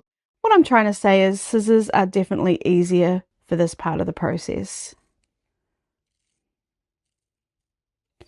Okay, so I'll repeat that for my other 3 pieces. So now with our 4 pieces, I'm going to place the 2 main pieces of fabric right sides together, line up all the edges, and then I'll pop some pins in. We're going to sew along each side and along the bottom. So just 2 or 3, just to make sure it's all going to stay in place.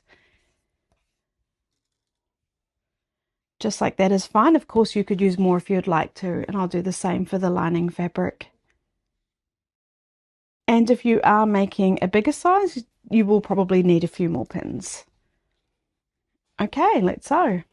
Now I've changed my foot over to my 1/4 inch foot to get our 1/4 inch seam, and I've lowered my stitches down to 2, and I'm going to start on the very edge again and sew along until I get down to the bottom. remove your pins if they're going to get in the way. Cut my thread and then I'll just turn it around. Looks like that's not quite lined up there, so I'm going to just fix that. Remember, if things aren't looking perfect, you can always just take a pause and fix them up as you go. So I'll sew along that edge.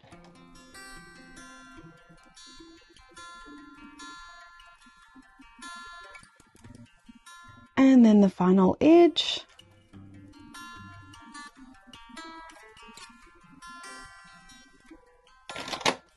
And I'll repeat that for my lining pieces, and we'll remove those pins too. Now we're going to find our opening and we're going to sew our corners closed. So we're going to open it up and then we're going to find the seams and line the seams up. And I just press one way and one the other. And what we can do is nest them. So we've got the seam pressing going this way, the seam pressing going this way. Well, we push them up against each other as far as we can. And then I just like to open it up and check I'm creating a nice straight line. And when I'm happy, I will pop a pin in. And then I'm just going to do the same on the other side. And depending on which way I folded it over on this side, I'll make sure I'm doing the same on this side so that we're getting, when we sew down our seams, this seam isn't going to be crossed over and make a little ridge there. We want our seams all going the same way. And when I'm happy, I'll just place another pin in. And then now all I'm going to do is sew along this edge with our 1/4 inch seam allowance again on both sides, and I'll do this for both pieces. So now what we're going to do is sew along this edge, but make sure you start where the fold is. So find your 1/4 inch seam allowance, but instead of coming out from this raw edge, make sure you're starting up by the fold. And I will go forward a few stitches, and then do a back stitch. And then I'll carry on until I get to the bottom.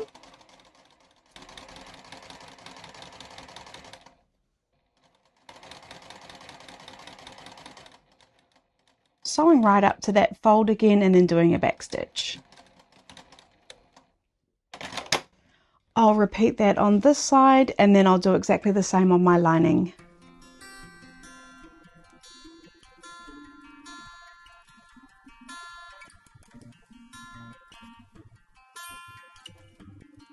Now we're going to take our main fabric and our strap. Now work out which side you'd like to be your right side, the side that will be sitting up like that we'll see more.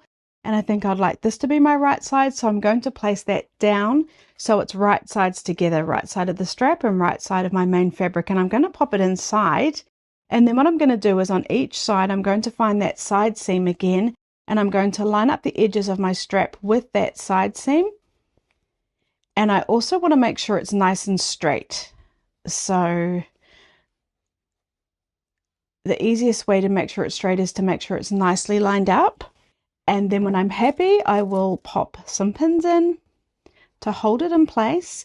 And then I'm going to come over to this side. Make sure it's not accidentally twisted. We want it nice and flat. And I'll do exactly the same on this side.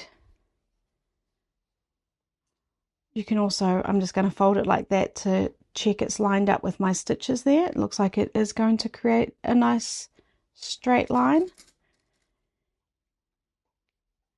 And then we'll just do a quick stitch just to hold those in place to make it a little bit easier for ourselves when we're sewing it all together. So I'm just going to sew about 1/8 of an inch away from that edge because we don't want to see this when we've sewn it all together. And I'm just going to start on the edge there. It's just literally to hold it in place when we're sewing our lining to it.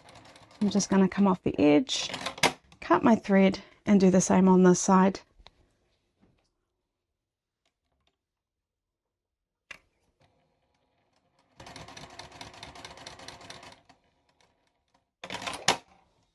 Okay, now I'm just going to take my main fabric and turn it right sides out. And then I'm going to place it inside my lining so we've got right sides together. Then what I'm going to do is line up all my edges and pin it.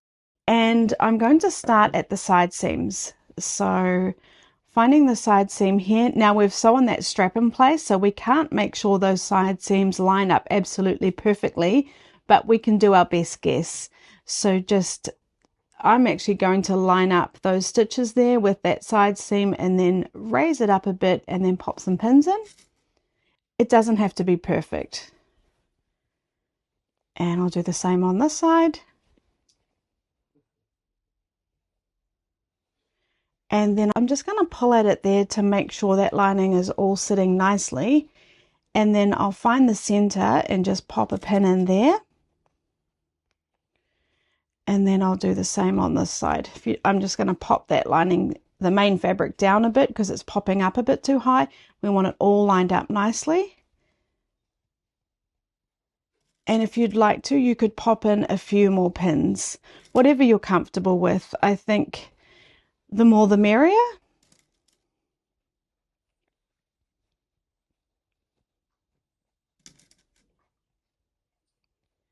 Now, when we're sewing around this edge, we do need to leave an opening. So if you're not going to remember that, you could take a washable marker at this point and just mark where you want to stop and start.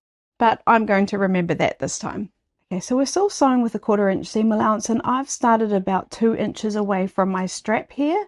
So I'm going to go forward a few stitches and then I will do a back stitch, because when we turn things right sides out, it does tend to pull at those stitches. And then I'm just going to go all the way around, removing my pins as I need to.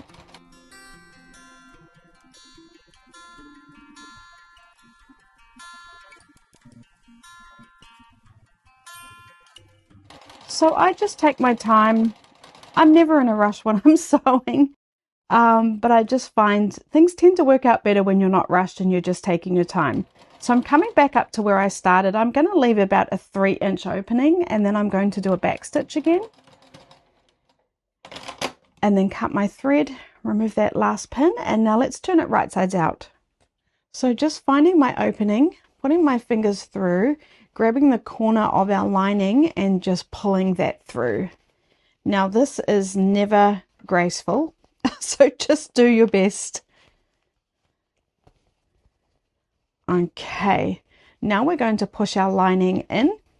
Now the reason that I pressed the fusible fleece to the lining is I feel like sometimes it can look a little bit crinkly or wrinkly, so I prefer that to be on the lining than on my main fabric. So now just take a minute to get it all sitting nicely, and if you need to, you could use a point turner. I think we're going to be okay for this project. It all looks like it's sitting really nicely. The most important thing to get sitting nicely is this top piece, and what we're going to do is give that a quick press. So the first thing I'm going to do is find this opening, and we want to fold it in about 1/4 inch on both sides because that was our seam allowance. And then when we're happy that it looks like it's folded in nicely, so it's going to look like a nice straight line and like it wasn't even there, we will give that a press to hold it all in place. Well, not to hold it in place, but just to make sure it's sitting really nicely for when we sew it. And then what I'm going to do is I'm just going to go around the whole edge and just make sure those seams are sitting really nicely.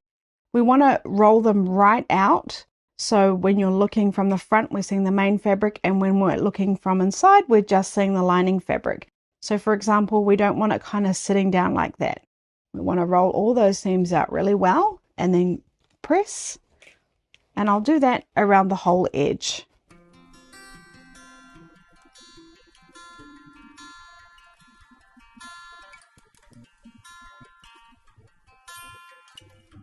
Okay, and if you want to, you can try and press the rest of it. It's looking a little bit wrinkled there. I think the best thing to do is to fold it down on the bottom and press it like that.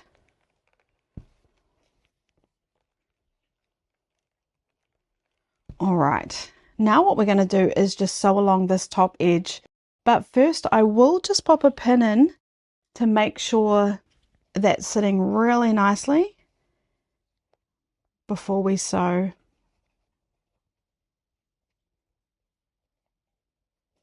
Okay, let's do our top stitch. So now what I'm going to do is carefully sew around that edge with a 1/8 of an inch seam allowance. I have changed my foot again, and because that's the best one for me for this job, And yes, I do really change my feet every time I'm making projects like this, even for myself, not just when I'm showing you, because they really do make your life easier if you've got them. I'm going to change my stitch length back up to 3 because again, this is kind of a little bit more decorative.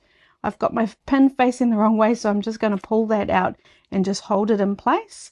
And I'm going to just take my time and sew a really nice top stitch, which is going to close our opening up and just give it a really nice finished look.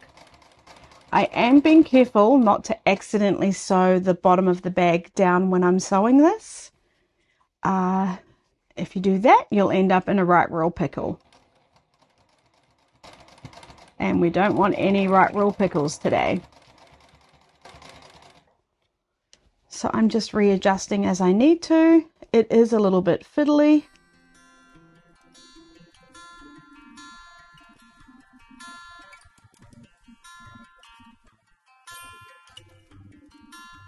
If you have a free arm, that's where this part of the machine can actually be removed. You would use that right now. That would make this part much simpler. I don't have a free arm on this machine. It's still doable. It's just a little bit more fiddly.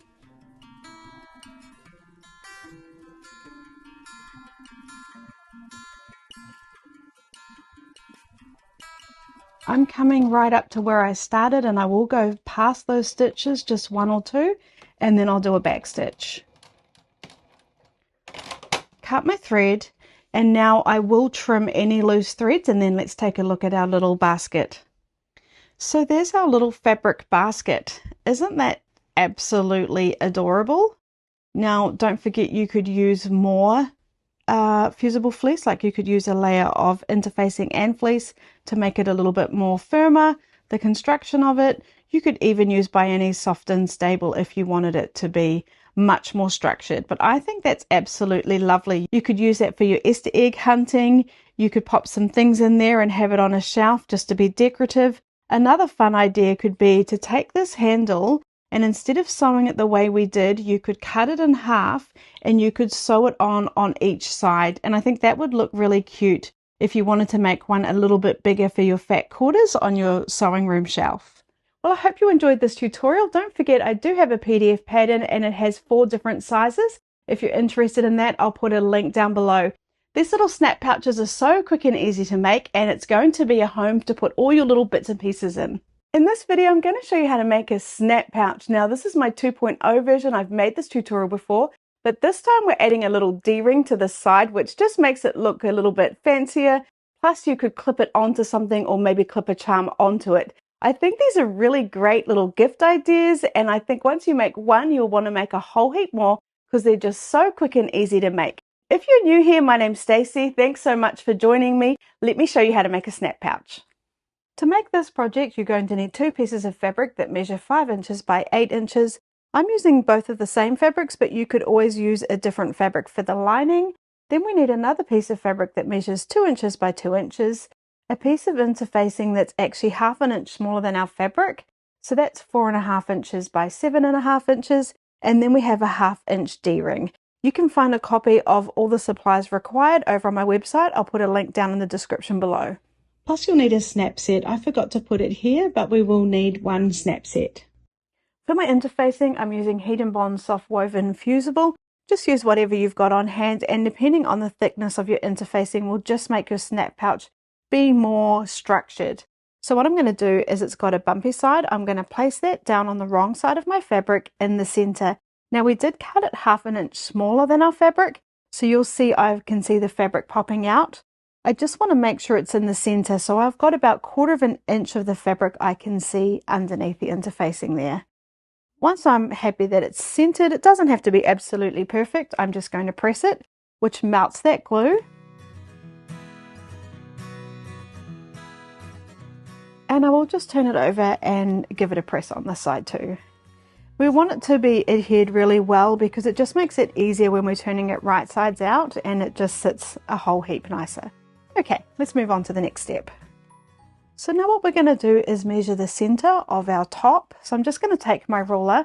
Now our piece measured 5 inches, so the center is going to be 2.5 inches. So I'm just going to put a little dot right there at the very top center. And then on each side, I'm just going to measure 1 inch down and just do a little dot right on the edge there. Okay, now what I'm going to do is I'm going to draw a line from our 1 inch down mark to our center and then down to the other side.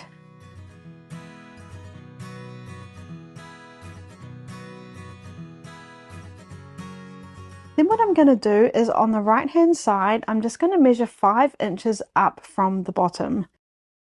So just finding the 5 inch mark on my ruler, lining it up on the bottom there, and just measuring 5 inches here on the side. Now that we've done all our measurements, we're going to do our D-ring strap. Now, if you don't want to do a D-ring, it's completely optional. You can just skip this part. So with our 2 inch by 2 inch piece, we're going to fold it in half, right, wrong sides that is, together and press. Then we're going to open it up, and the raw edges, we're going to fold them into the fold that we just pressed. And I'll give that a press, and I'll do the same on this side. So both our raw edges are meeting up in the middle. Then I'm going to fold it back in half again and give it another press. Now we're just going to stitch down each side of our strap. So it's so little, I'm not going to worry about pins. I'm going to sew with a 1/8 of an inch seam allowance, and I'm using my left compensating foot, which gives me a really nice finish. But just use whatever guide you need to get that seam allowance. And I'm just going to start on the side that we're closing, and I'm going to stitch at stitch length 3, and I'm using wonderful confetti thread. Coming off the very edge, cutting my thread, and I'm going to do exactly the same on the other side. This is just decorative really, and I think it looks nicer when it's been sewn on both sides. I'm going to pop my D-ring on, fold it in half. You could check that you're happy with the fabric that it's showing. I think it will look nice with that side. I could open it up and check that if that side would be better, but I'm happy with this side. Then I'm just going to fold it back in half, line up these edges here, and then sew along this edge just to keep it all together. I'm not going to worry about changing my foot because it's just really to hold them together nicely when we sew our pouch together. Okay, I'm going to cut my thread, and then I'm just going to trim off all these loose threads just to keep it tidy. So for our strap, I just want to measure a 1/4 inch line to help us line it up nicely. So I'm just going to take my ruler, find the 1/4 inch mark, and roll a nice straight line along the edge there. That's going to help us with our next step. So now what I'm going to do is I'm going to place my 2 pieces of fabric right sides together, make sure all my edges are lined up nicely, and then I'm just going to pin it in place. But when I put my pins in here, I'm going to make sure they're not in the way of those blue lines, because we're going to trim that excess. Actually, I'm just going to put them in on the side there like that.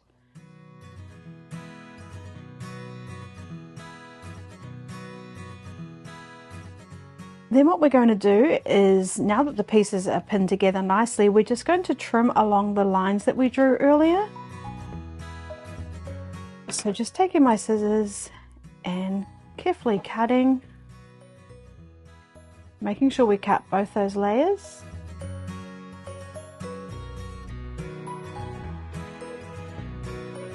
Okay, now what we're going to do is take our D-ring piece, and we've got our little line there, and we've got our little dot that we drew earlier. We're just going to pop it in between the 2 layers, and we're going to line it up so the dot is in the center of the strap, and the line that we drew is lined up with the edge of our fabric. And that way we know it's nice and straight, and it's exactly where we want it to be.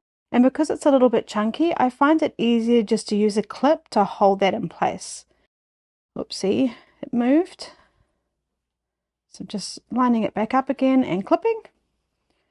Now what we're going to do is we're going to sew around the edge, but we need to leave an opening. Now if you're going to remember to leave an opening, by all means just sew. But if you think you might forget, we can just draw one on the side here. I'm going to do it, say 1.5 inches away from that edge, and then do another marking here. It's about 2.5 inches, I guess. So we'll start here, sew around and stop here, and I've just done it away from the side with our little D-ring on it. So you can't see it, but I've got my foot sitting right on top of that first little marking we did. I'm going to stitch with a 1/4 inch seam allowance, and I've lowered my stitch down to a 2.5. So I'm going to go forward a few stitches, and then I will do a back stitch because I find that when you turn it right sides out, it tends to pull at those stitches. So now I'm just going to sew along the edge. Coming up to the corner, I'm just going to do my best guess at a 1/4 inch away from that edge there.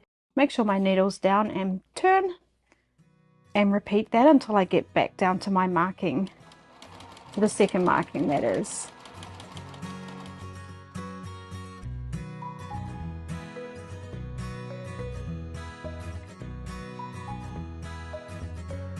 Just removing that clip and holding it in place, and we can just stop and pause and make sure we're happy with how it's sitting before we sew over it. So just make sure you're happy. I'm just going to sew right over the top, and then I'm just going to do a back stitch back over it, and now I'm just going to carry on, and that's just going to make it extra secure.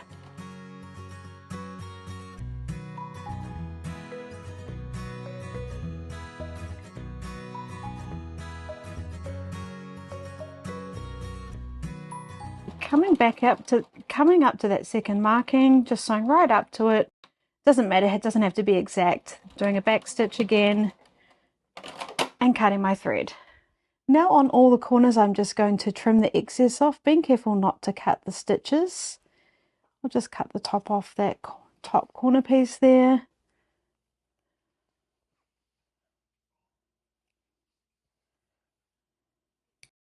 And the little bit of excess there that's sticking out from our strap, I just leave it there. It doesn't cause any problems, but I guess if you'd like to, you could trim that.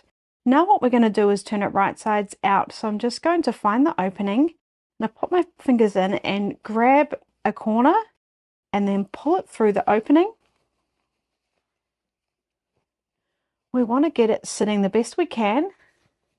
And then I'm going to use my point turner, or you could use a chopstick or something similar. And we just want to get it sitting really nicely. And I'm just going to run the point turner along all the edges. I do find that just helps to get it sitting nicely. And then what I'm going to do is give that a press. So the first thing we're going to do is find our opening. And what we want to do is make sure that this edge here is folded in about 1/4 inch, because that was our seam allowance. And then we want to press. We want it to look like that opening was never there. Then what I'm going to do is just check all the edges and make sure they're rolled out. We want it to just be sitting really nicely, and then when we're happy, we'll press. It's helped that I use that point turner to run along the edge.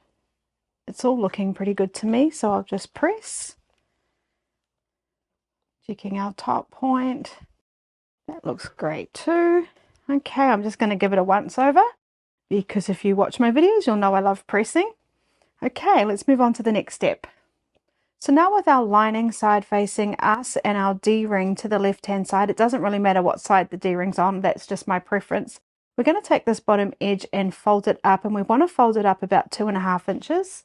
So I'm going to take my ruler, place the edge of that bottom there, well, the edge, it's the bottom that we folded up. I'm going to place that on the edge of my ruler.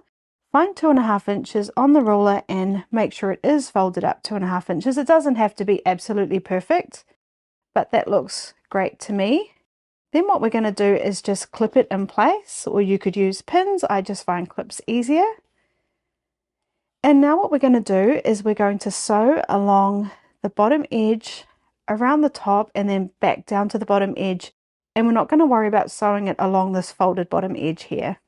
So now we're going to sew with a 1/8 of an inch seam allowance. Again, use whatever foot you need to do that. I'm using my left compensating foot, and I've put my stitch length back up to 3. So I'm just going to start on the very edge. I'm going to go forward a few stitches, and then I will do a back stitch down to the bottom edge, and then I'm going to carry on around, removing my clips as I need to.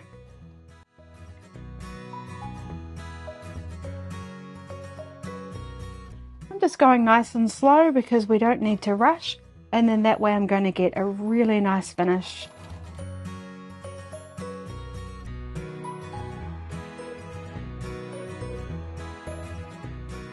coming right down to that bottom fold. Then again, I'm going to do a back stitch. Cut my thread, and now I'm just going to trim those loose threads there and tidy it up a little bit. So we're just going to fold down our top here and press it so it's sitting nicely. But when we fold it down, I personally don't like to fold it right down on the top edge of our pocket. I like to leave about 1/4 of an inch, and I just do it by eye. I don't measure it or anything. I make sure that both sides are lined up nicely, and that looks about right. And then I will just give it a press. And I'll press it on this side as well. So now we're going to do our snaps. Now what you need is snaps, the pliers and the awl, and this comes in a set for around $20, and you'll also get a whole lot of spare snaps in lots of different colors, and it's a great investment. I'll put a link down below if you'd like to get one. I think you'll find you love making these little snap pouches, and there's other projects you can make with them too. I'll put links down below with any projects that I have used snaps. Now what we're going to do is measure where we would like our snap to be. Now we've got a little pointy bit there, and I'm going to press it down, marking where I want it to be. And I want it to be just above the stitches and in the center. And I find if I just try to do that by eye, it doesn't go so well.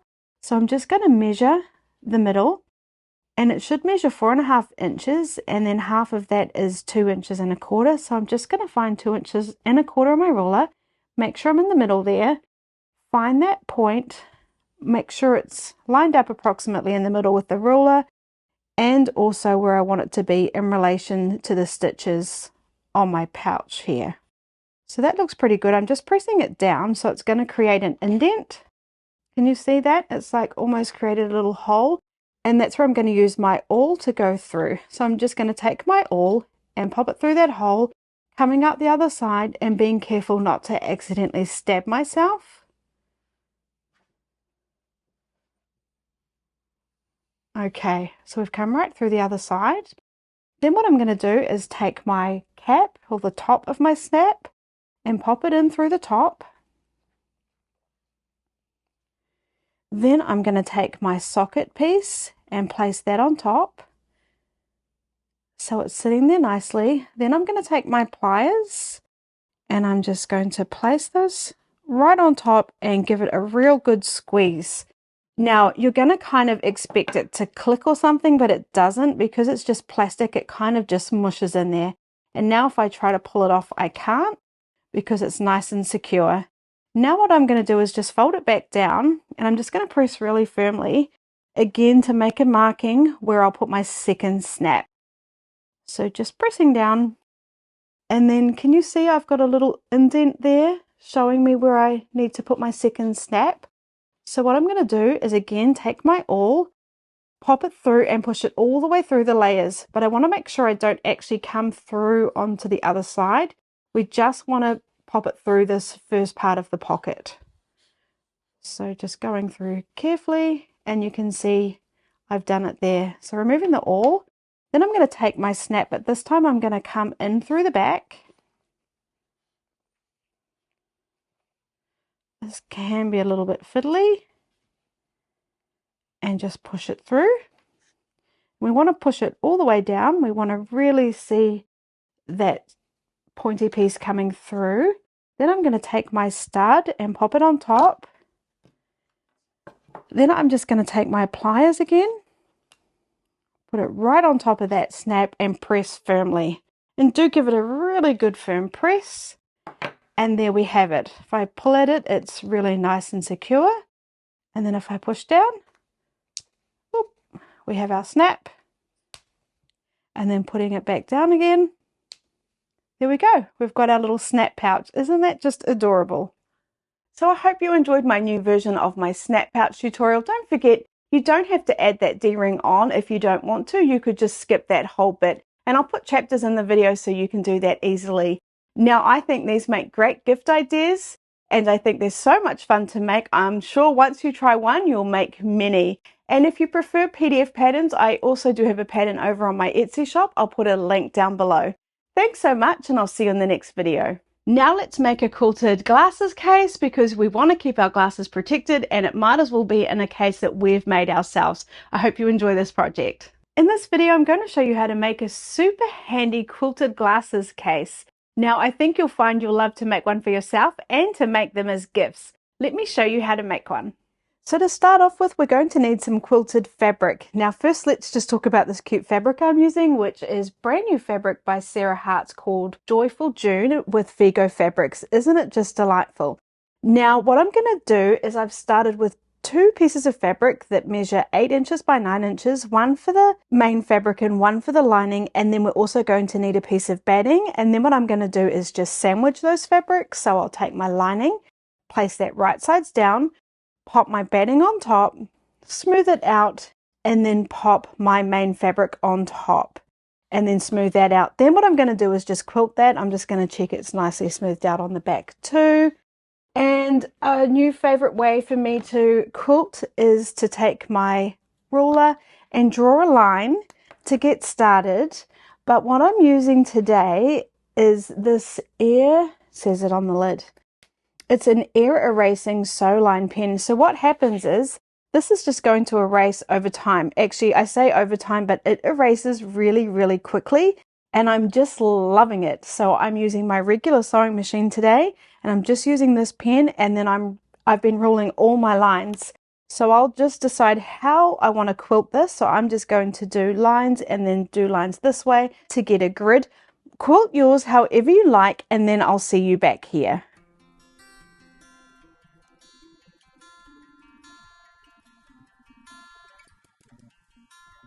So I said I was using my regular sewing machine. What I meant was I'm using my regular foot rather than changing it over to my walking foot. And today I'm using the Juki DX7, which was kindly loaned to me by Juki Junkies. And they're my favorite, or actually my only recommended dealer that I would use if you needed to buy a Juki. I'll put their details down in the description below if you'd like to check them out if you're looking for a new sewing machine. I have to say that I was talking to David at Juki Junkies, and he was like, how are you finding the DX7? And I was like, to be honest, I haven't used it much. So I'm trying to use it a bit more, and I'm really loving it, particularly this foot that I'm using. And I'll show you how handy it is when we attach our binding.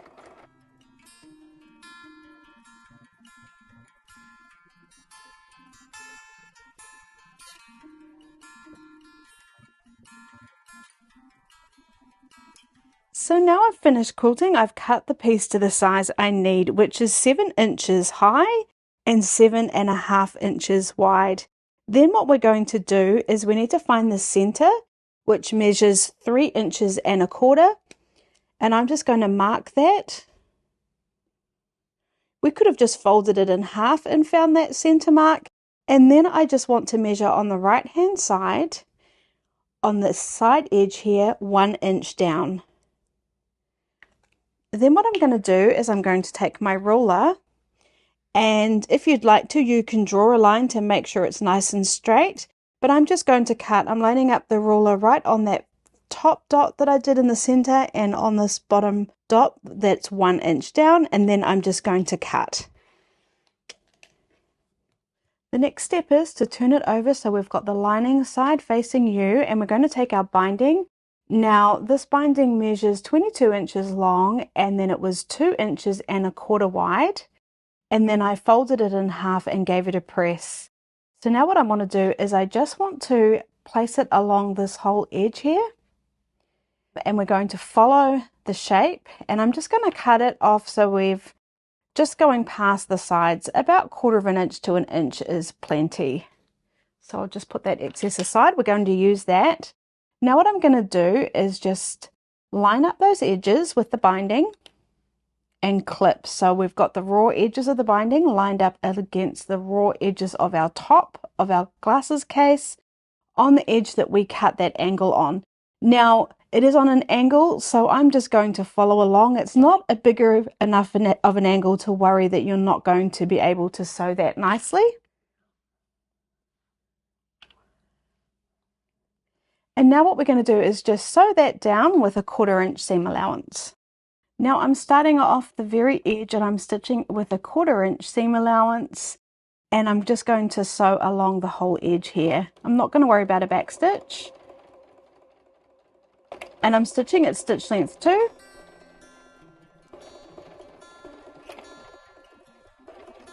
And I'm just doing the best I can to follow that curve that we cut.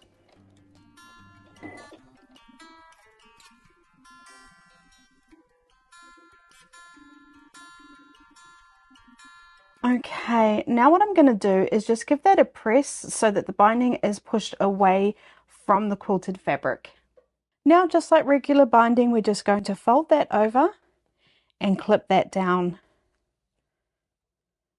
Again, following the curve, and because it was such a small curve, it's really not going to cause us any issues at all.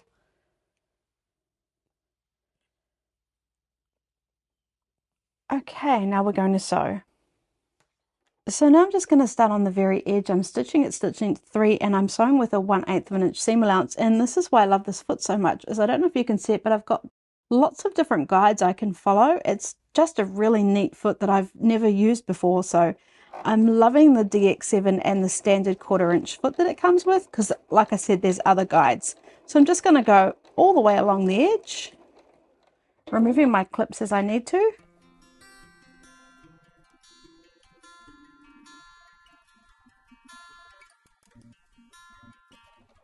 And then coming off the edge, cutting my thread, and then we're just going to cut this excess binding off.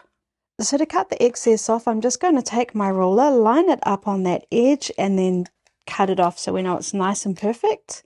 And I'll do that on both sides.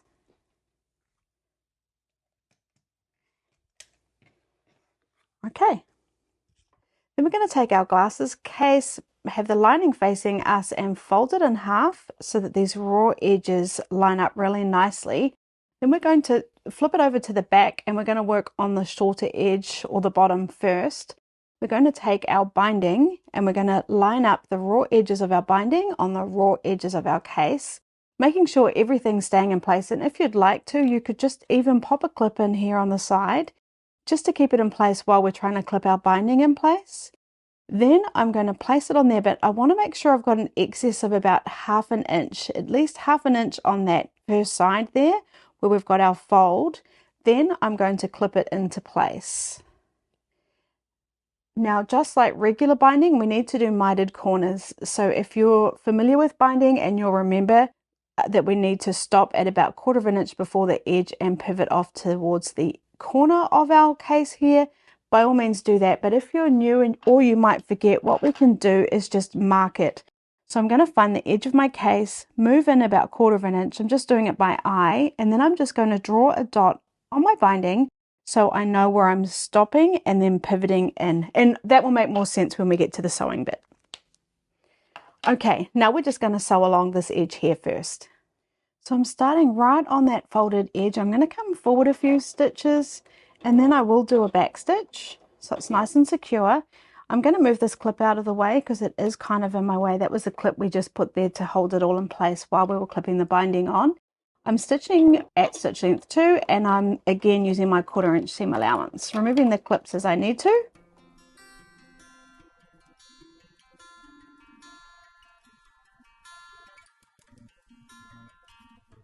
Then when I'm getting to my mark and I can't see it, I could lift my foot up just to check, and I can see the dot just right there. Then I know I'm 1/4 inch away from the edge of my case. I'm just going to stop, and we're just going to turn our piece or our case, and we're going to come off the edge there towards the corner, and that gives us a really nice mitered corner. I'll cut my thread and then I'll show you exactly what I mean. Can you see what we did there? We sewed along, and then we got a 1/4 inch away from the edge. We stopped and pivoted, and we sewed down towards the corner of our case. So now I'm just going to clip it close with those edges all lined up nicely, just while I'm working on this mitered corner here. So for the mitered corners, what we do is we take our binding and we fold it up, creating a nice straight line with the edge of our case and the edge of our raw edge binding there. Then we're going to bring it down, but we want to fold it here on the top edge of our case. So we're just going to bring that down, and that is how we do our mitered corners. So now we have a fold here. We also have this binding, all the raw edges lined up really nicely along here. Oops, and then when we're happy, we're just going to clip that in place, just like that. Now what I'll do is I'll clip the rest of my binding and all my edges, making sure all the edges are lined up nicely, and then I'll just carry on until I get to the end of the case.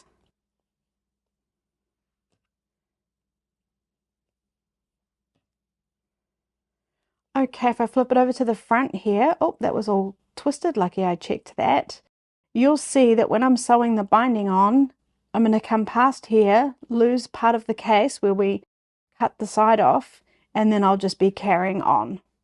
So I'm starting on the edge. I'm going to do a few stitches forward, and then I will do a back stitch, just so it's nice and secure. Then I'm going to sew all the way till the end.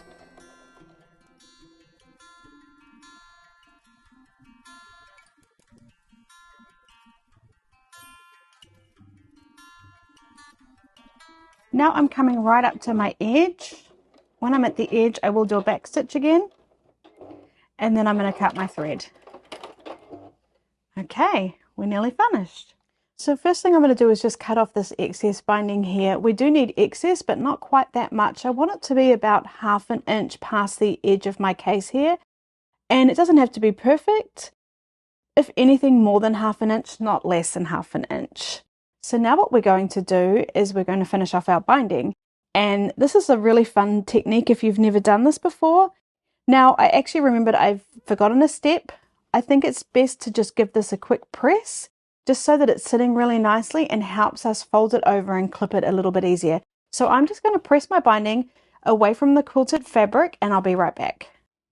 So there we go. I did give it a quick press. I do think it helps. Now what we're going to do with this excess binding is simply fold it over that raw edge there, and then we're going to fold the binding over just like we normally did, and we get a really beautiful tidy finish. So when you're happy with how that's looking, pop a clip in. Then we're just going to carry on and clip the rest of the binding in place just like we normally would. Then when we come to our corner, it almost wants to sit perfectly. So we're just going to fold that just as we have been. And then on this corner, we're just bringing this edge over. Now, if I do it like that, you can see it looks really messy. So this little bit of excess here, we want to push that down and in, and then fold it over to get a nice straight line. So have a little bit of a play with that until you're happy with how it's sitting. And then I'm going to put a clip right on top of it, keeping it in place. And then I'm coming back up to a raw edge. So do you remember what we did? All we did was fold that over, closing this all up. I've got a bit of a bird's nest there, so I might just quickly trim that. It's easier to do it now. So we're just going to fold that over and then fold this binding over. Now that looks a bit messy. I can see it popping out here. So I'm going to just try again, and then I'll just keep trying until I'm happy with how it's sitting and that it looks really tidy. And what I can do is I can just try tucking that edge in under there, and I think that looks a whole lot nicer. So once I'm happy, I'll just pop a clip in there too. I'll pop another clip here, and then all I'm going to do is sew my binding down, and we've finished our case. So something you might find helpful when you're doing fiddly things like this is using a stiletto, and this one's by Clover. So I'm just going to start on the very edge there. I'm stitching at stitch length 3. I'm going to go forward a couple of stitches, then I will do a back stitch, and then I'll carry on. And I'm stitching with my 1/8 of an inch seam allowance, just like we did the binding the first time around on this top edge.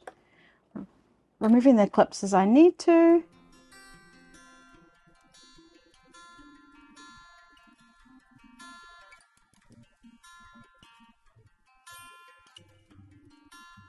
Now it can get a bit tricky when we come up to the mitered corner. I'm just going to remove that clip, make sure I'm still happy with how everything's sitting, and then just go really nice and slow.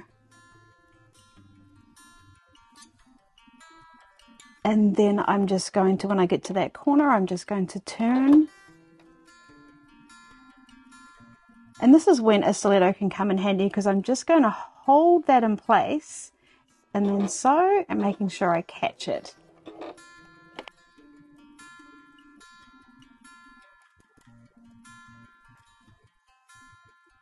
coming right up to the very edge and then doing a back stitch.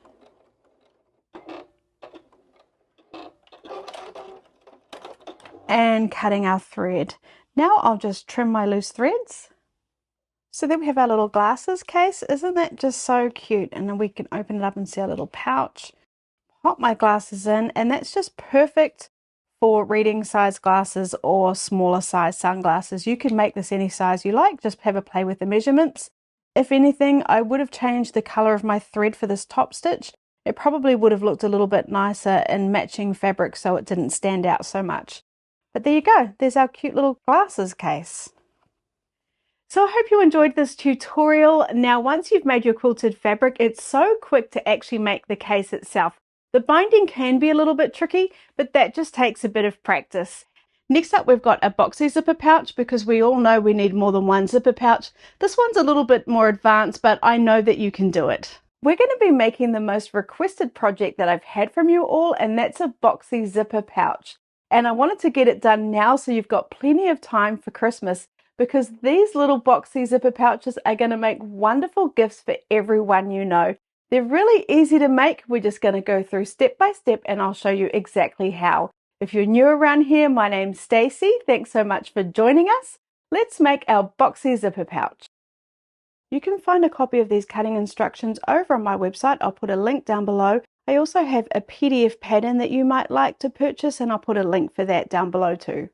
We're going to start off by making our tabs. Now it's optional. You don't have to do tabs if you don't want to. This piece measures 4.5 inches by 2.5 inches. I'm just going to take it and fold it wrong sides together, press, then open it up and then fold the edges into the fold, in towards the fold, again wrong sides together and press, and again on this side.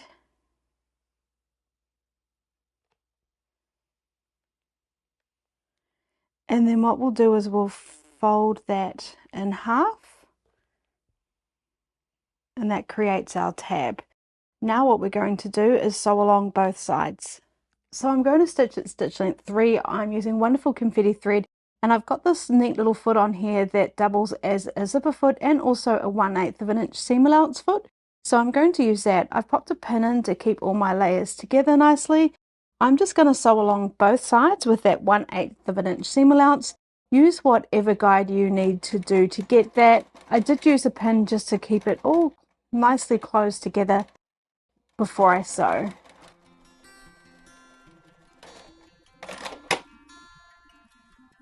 And I'll do the same along this side.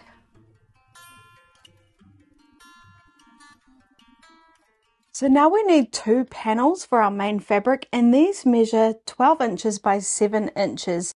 And all I did was cut a larger piece that measured 16 inches by 14 inches, and I quilted them. Now I didn't do the 3 layers, I just did the main fabric and my batting. And for my batting, I actually used by Annie's Soft and Stable, which gives us really nice shape.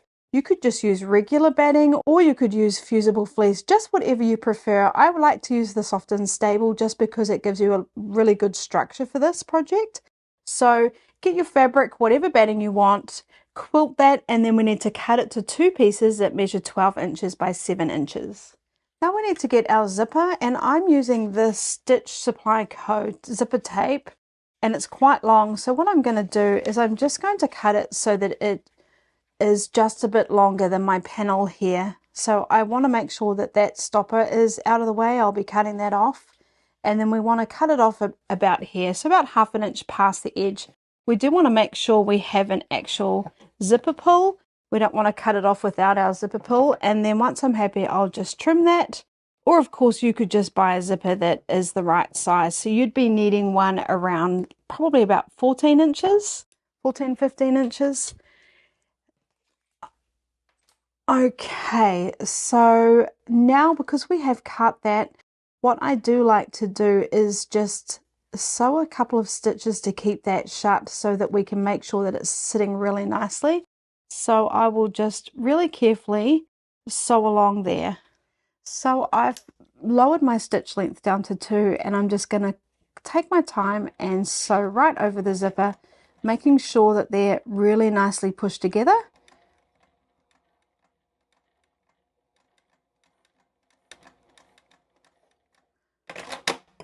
Just like that. And all that's done is just going to help keep it closed for when we're sewing it all together. Then we need to take our quilted panel and make sure that it's right sides facing up, and then we're going to take our zipper and lay it on there right sides down. Something that can help with this step is By Annie's double-sided basting tape. It's become my best friend when it comes to making these zipper pouches. So I'll just take a piece of that and just pop it along the edge of my zipper.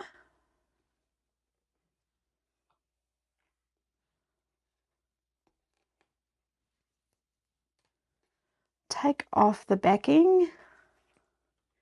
And then what we're going to do is we're just going to line the edge of our zipper along the edge of our panel with the right side of the zipper facing down.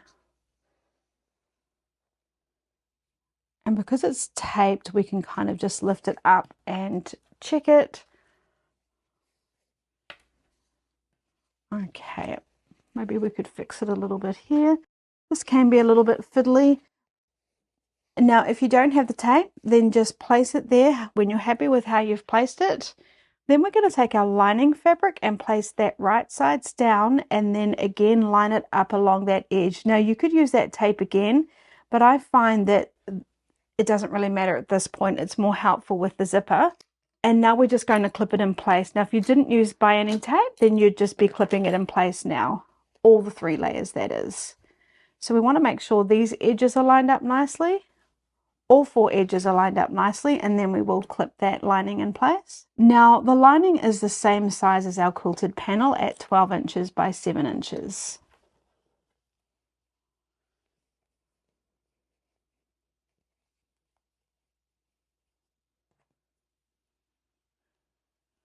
I find clips are easier to use than pins, but just use whatever you like, and you can double check on this side that everything looks lined up nicely because we've got those 3 layers. And then once you're happy, we're going to sew. So with my zipper foot on, I'm going to stitch quite close to the zipper. I can feel it right here. Now your zipper foot might have a left and a right hand side. Just make sure you've got it positioned in the correct position. And again, I'm stitching at stitch length 2. And I'll remove the clips as they get in my way.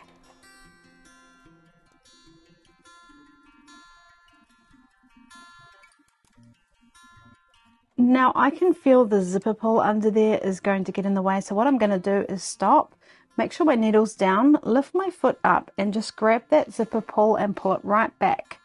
And then I'll put everything back in place, put my foot back down and then carry on.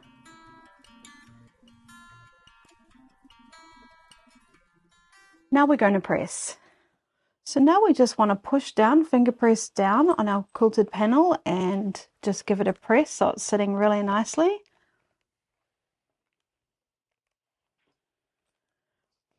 And we'll do the same on this side. We don't want any creases in there. And then when it's sitting nicely, we'll press.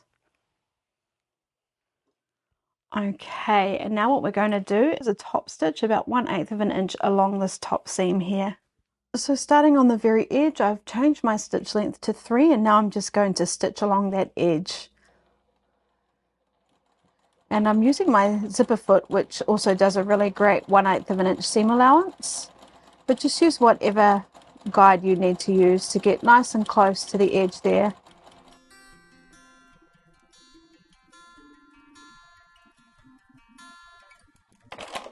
Coming right off the edge and cutting our thread.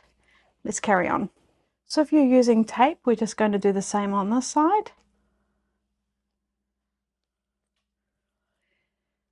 Then we're going to take our second panel. Now, if you are using directional fabric, make sure you're placing it the right way up. And then all we're going to do is place our panel fabric right sides down on top of that, the edge of that zipper again. Also making sure that these edges here are lined up nicely. So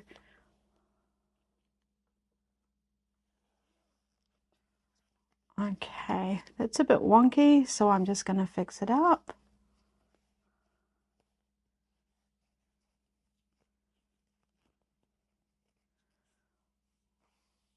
Okay, That looks good to me. Then we're just going to flip it over and take our second piece of lining and place that right sides down. And again, line it up along these edges here and along that top edge. And then we're going to clip once we're happy all the edges are lined up nicely.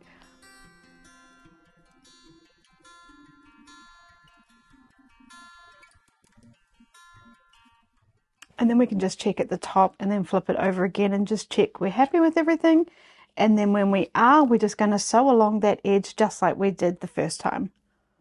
I'm just going to lower my stitch back down to 2 and sew along again. I could feel my zipper pull in the way, so I pulled it down, but now I've come a little bit away from the edge. I'm just going to make sure my needle's down, lift that foot up, and just move that zipper pull out of the way again.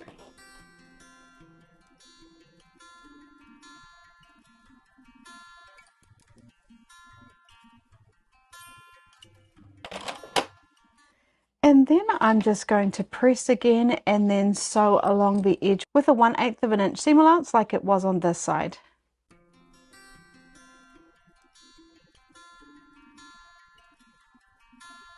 So I'm going to change my stitch length back up to 3 and then sew along this side with my top stitch.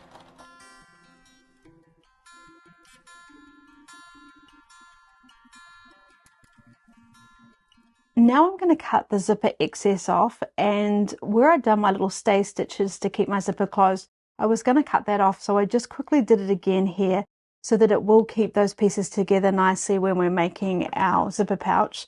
So I'm just going to take my scissors and cut straight across there and then do the same on this side. Doesn't matter that we've cut off our little stopper, we don't need him. Now what we're going to do is take our little zipper tab and I'm going to fold that in half, finger press it in the center there, and then just cut it on that center. Probably didn't need to finger press it. And then what we're going to do is just simply fold them in half. If you've got a pattern, you could see that you're getting the pattern how you want it. I'd quite like a little star showing in mine, so I think that looks cute. And then I'm going to place it so the raw edges are along the raw edges right on top of our zipper there. And then I'm just going to clip that in place. And I'll do the same on this side. So I'm not going to get a little star on this one. That's okay. And I fold it in half, line up these edges with these edges and clip, making sure it's in the center of our zipper. And now I'm just going to stay stitch on both sides about 1/8 of an inch just to keep them in place when we're constructing our zipper pouch.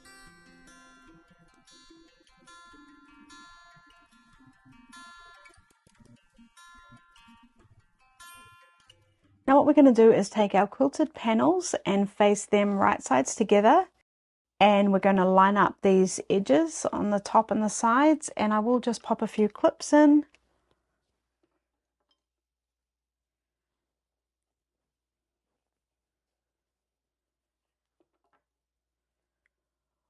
And all we're going to do is sew along this edge with a 1/4 inch seam allowance, and then we're going to do the same on this side. We're going to line up the lining edges.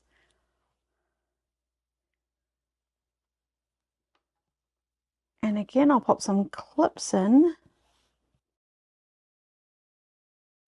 But on the lining side, we need to keep an opening. So if you want to, you could just do a little mark. It needs to be about 5 inches just so we can pull the whole box pouch back through itself. So about 5 inches.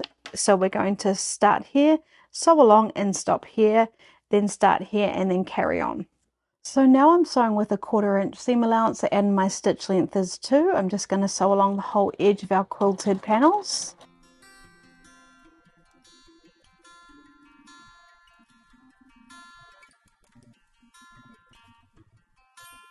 And when I come up to my mark that tells me to stop, I am just going to do a back stitch, because when we turn it right sides out, it does tend to pull those stitches.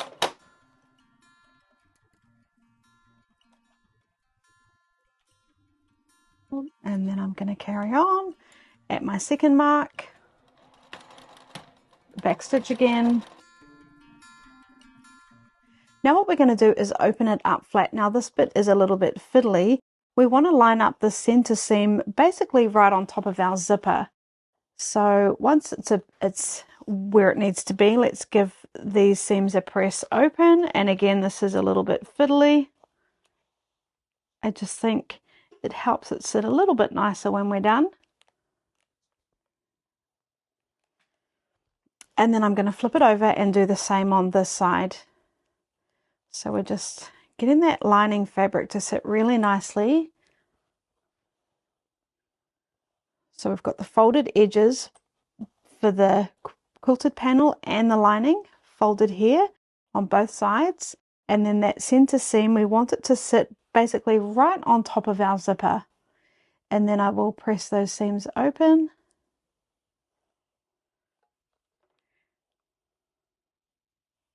Okay, so it can be a little bit fiddly, so just do your best. All right, I finally got it. There we go. So now we've got our lining folded and our quilted panel folded. What we're going to do is sew along each of these ends. So I will pop a few clips in. We want to make sure all those edges are lined up nicely, and we want to make sure that where the zipper is and that center seam is pretty much centered. And that lining fabric too. So just take a minute to get everything lined up nicely. And then pop some clips in.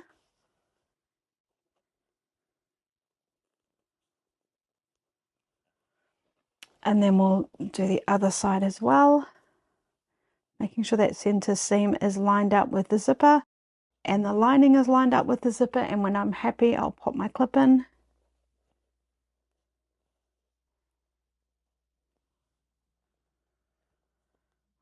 Okay, we can check on this side. Can you see how I've got everything lined up nicely there?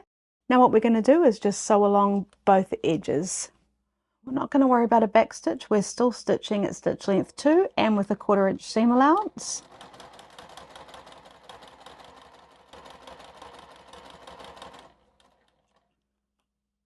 Now it's at this point it can be a bit bulky, so just go slow, especially if you decided to use the by Any Soft and Stable. If you use just regular batting, it won't be quite as bulky.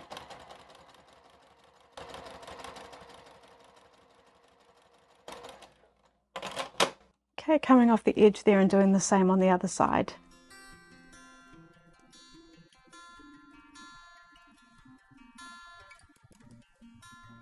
Okay, let's do our boxy corners. So now on all 4 corners, we need to measure 1 1/4 inches. So I'm just going to take my ruler, find my 1 1/4 inches and place those markings on the edge of my pouch here. So that's 1 1/4 on this side, right on the edge. That's 1 1/4 this side, right on the fold. And then I'm just going to mark that. And then I'm going to repeat that for all 4 corners.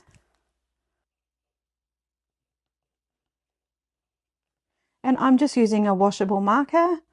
We're not going to see this, so whatever you've got on hand is fine.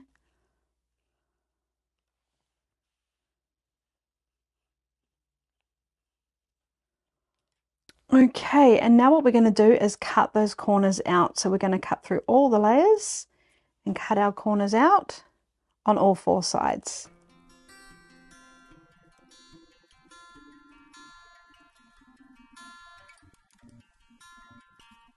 So now what we're going to do on all 4 corners is where we've cut it, we want to open that up and then create a nice straight line just like that. And then when we're happy, I'm just going to pop a clip in just there in the center to hold that in place. And then we want to do the same for the lining. So you might need to maneuver the layers a bit to make it easier for yourself.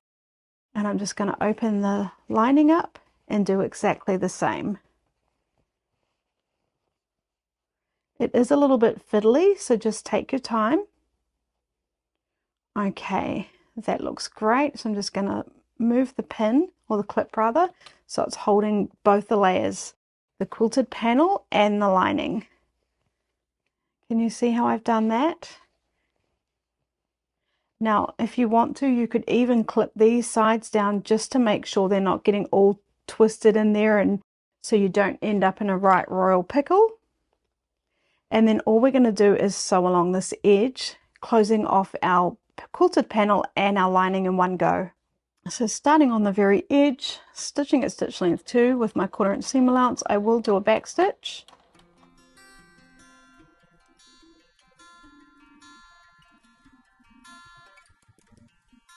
And then when I come up to this end, I will also do a back stitch.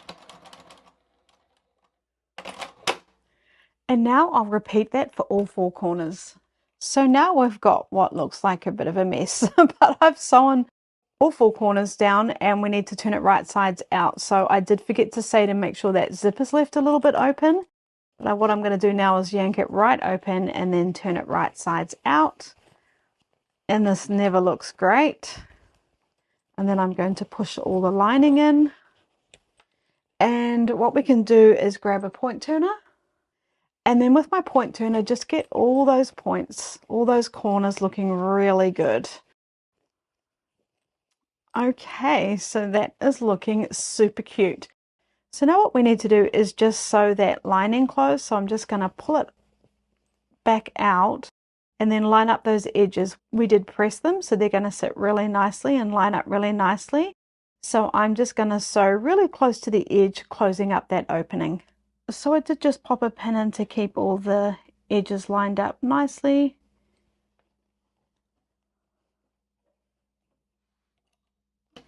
Just going to sew right on that edge there. I will do a back stitch.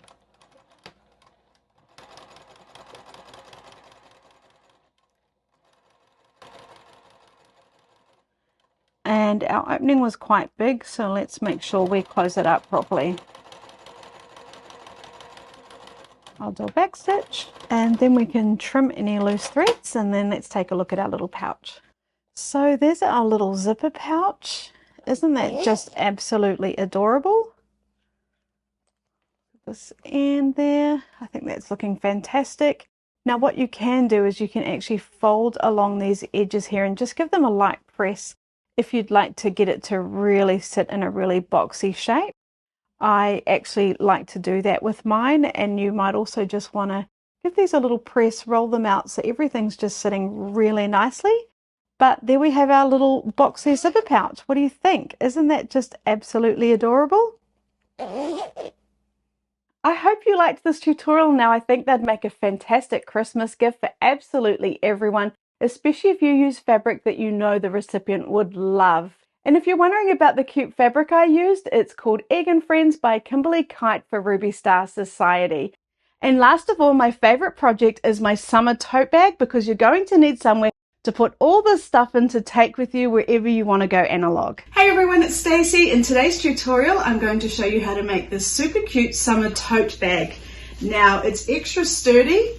We've got a nice flat bottom here, and we also have pockets inside. I'm super happy with it, and I'll be thrilled to bits if you make one too. So let me show you how I made it. To make the summer tote bag, you'll need 1/2 yard canvas for the outer bag, 5/6 of a yard 100% cotton for the lining, 1/2 yard or 1 yard of fusible interfacing Palon Shape Flex SF101, and this is optional, 2 yards of cotton webbing for the straps. So give all your fabric a good press, and then for the outer fabric, we'll cut 2 pieces at 21 by 18 inches, and if you bought 1/2 yard, that will work perfectly with directional fabric. Then you need to cut 1 pocket, and that needs to be 21 inches by 10 inches, and I've cut that with the lining fabric. And again with the lining fabric, we need to cut 2 pieces at 21 inches by 18 inches. And if you're choosing to use Palon Shape Flex SF101, you need to cut either 2 or 4 pieces at 21 inches by 18 inches. Now all the Shape Flex will do is give it more body and structure. So you might like to use it on your outer fabric, your lining, both or neither. That's entirely up to you. Today I'm going to be using it on my lining fabric. So first off, let's start with preparing our pocket. So now I've got my pocket here. If your fabric has a wrong side, then make sure that side is facing up towards you. And then all we're going to do is, along this longer edge here, we're going to fold it over about 1/2 inch. I'm just going to do it by eye and give it a little finger press. You might like to use a tape measure. Just give a little finger press, and then I'm just going to press that down.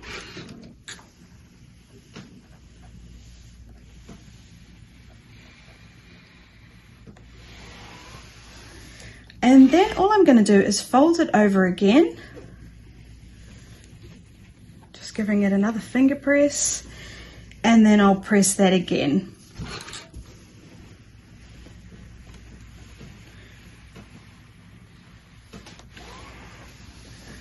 Then I'm just going to pop in some pins just to keep it in place when we're sewing it. Just going to turn it around.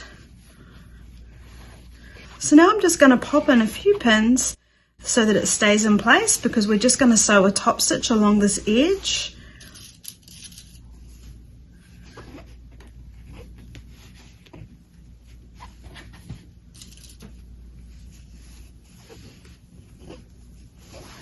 Okay, let's do our first bit of sewing.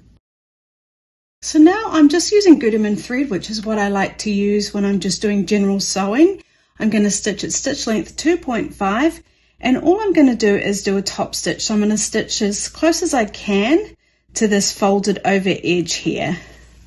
I'm not going to worry about a back stitch because this is purely decorative to hide that raw edge.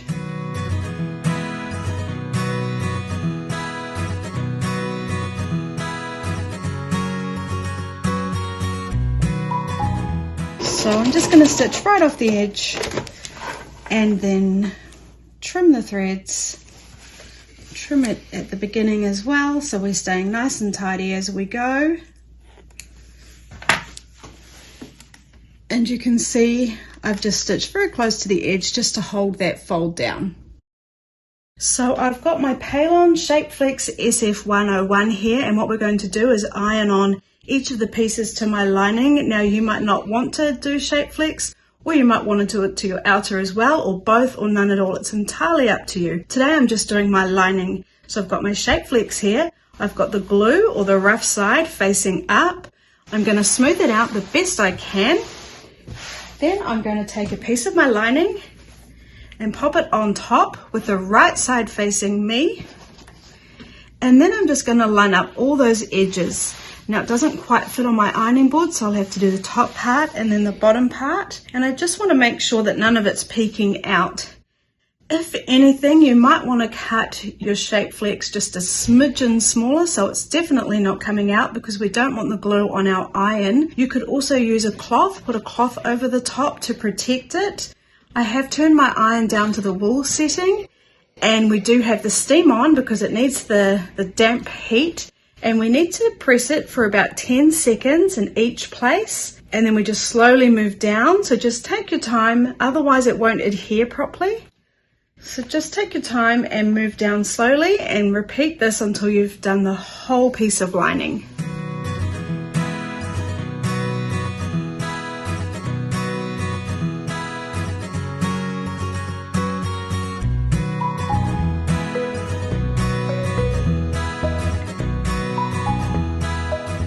Okay, so once it's done, you can just turn it over and check that you're happy with it. You shouldn't really have any air bubbles in it. I'm just going to give those a little press to get them out. And then repeat this for the other piece, or if you're doing your outer, also do your outer fabric. Okay, and then let's move on to the next step. So now I've got my lining with the right side facing me. You can see I've got my Shapeflex facing down.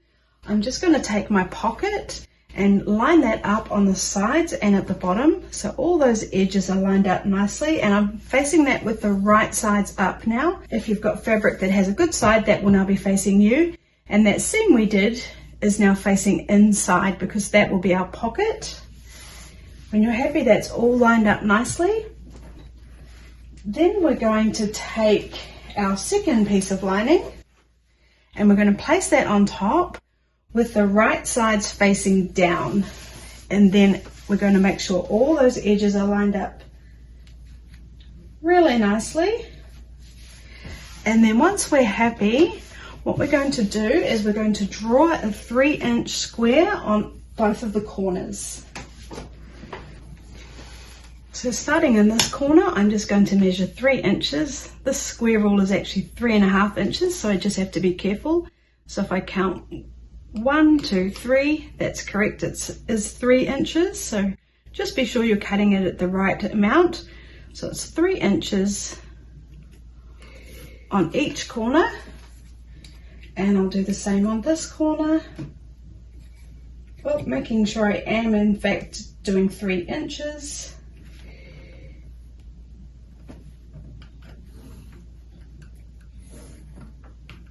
You're not going to see any of these working, so don't worry about leaving a mark. Then I'm just going to take my dressmaking scissors and carefully lift it up and cut these corners off. We want all the layers to stay in place, so just be careful.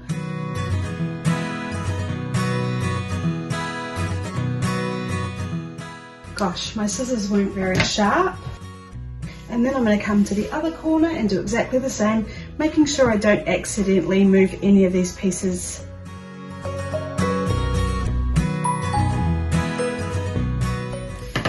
Okay, and then once we've done that, we're just going to pull this top piece off and just come back and finish off our pocket. So I'm just going to take a chalk pencil and I'm just going to draw a line from the edge that we've cut here all the way along here, and we're just going to sew there to keep our pocket secure, and so it's going to sit really nice once we've sewn it together.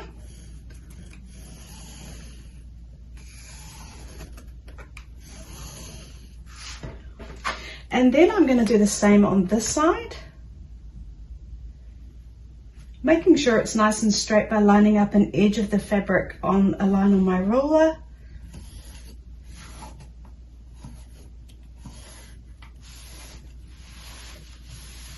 Again on this side.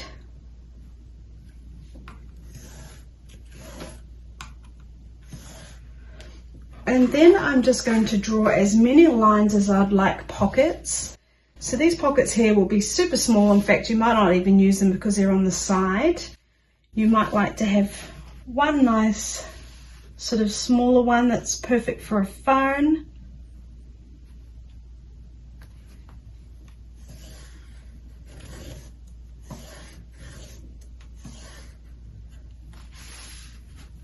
And then I'll just use the whole width of my ruler. And you know it's straight because if you can line up the edge of the fabric on a line on your ruler. And I'll just draw another line. It doesn't really matter where these lines are. You might like to do them quite small and put pencils or pens in them, just whatever you like. And then I will just pop in a few pins to keep it in place and sew along all the lines that we just drew. I didn't pop the pins in earlier because they would have got in the way when we were drawing our lines.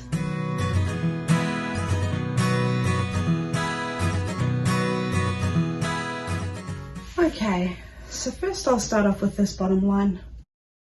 So now I'm just going to follow the lines. They are very light, but I can just ever so faintly see them.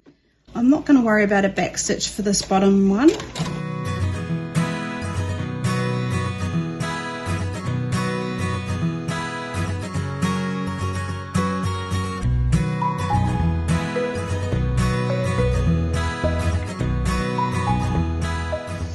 Okay, and then just trimming the threads.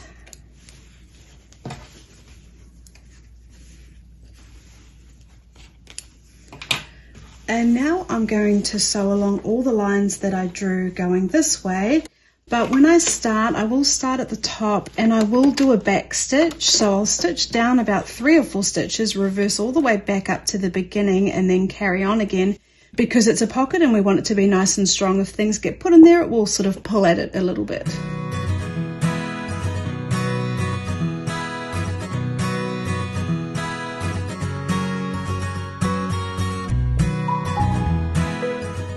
And I will just do a back stitch at the bottom just to make them extra strong.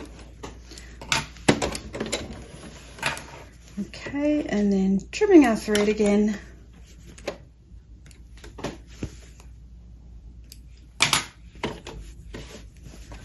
finding the next line and then carrying on until I've sewn all my pockets.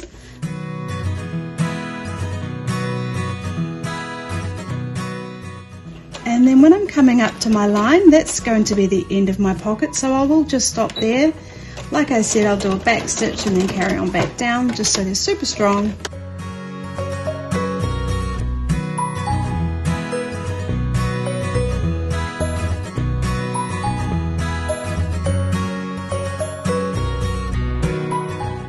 Okay, once you're finished, let's take all those pins out. So now I've got my one piece of lining that I just sewed the pockets onto. I'm going to take the second piece again and then I'm going to face them right sides together, line up all those edges, including the squares that we cut earlier. And once that's all lined up nicely, I'm going to pop pins in along this edge and the two sides, and we're going to sew along those edges. Now you can use as many or as little pins as you like, but remembering it does help keep everything in place nicely.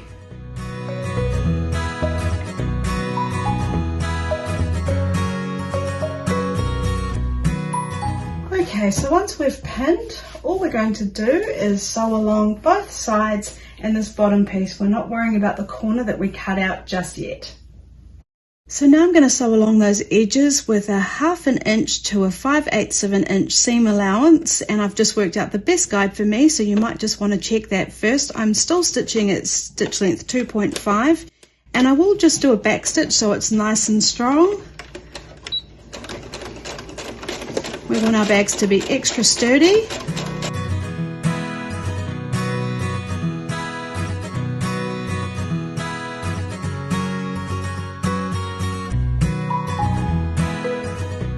And then when I come down to the end again, I'll do a back stitch.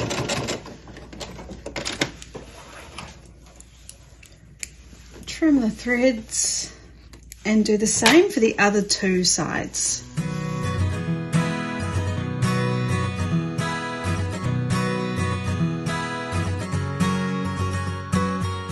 Okay, so let's remove those pins and give it a quick press. So now we're just going to press these seams open.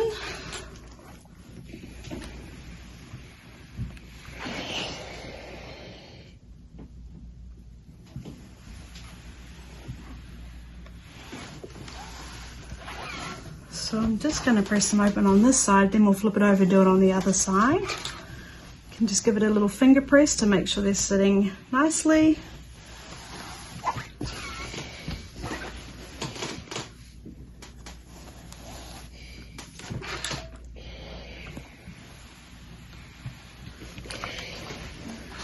And I'll just flip it over and do the same on this side.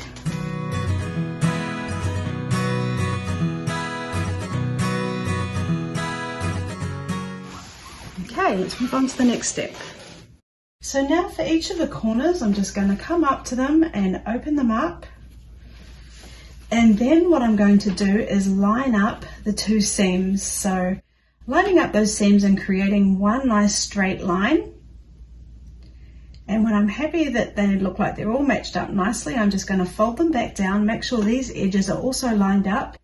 And then I will pop a few pins in just to keep them in place.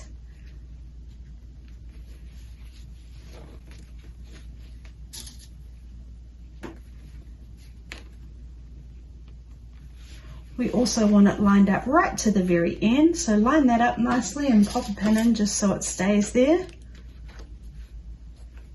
And on this side as well.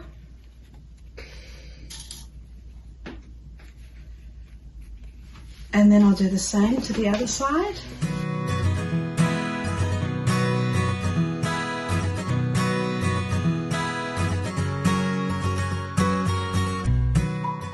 Let's just stitch those two ends closed. So everything's just the same as before, same as seam allowance, and I'm also going to do a back stitch to make it really nice and secure.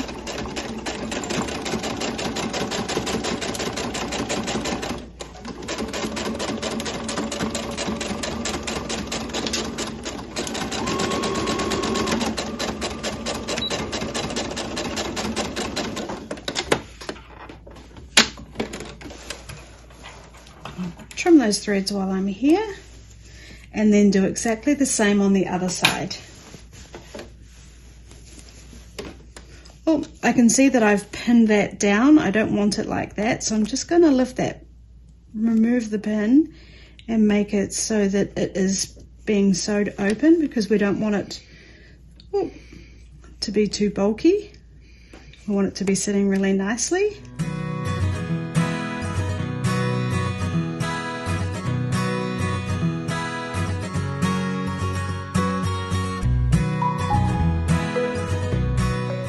Okay, so now we've finished our lining and we've got our pocket inside. Let's just set that aside and work on our outer. So now we're going to make the outer part of our bag, and I am using directional fabric, so I'm just going to make sure it's facing the right way, and both pieces are.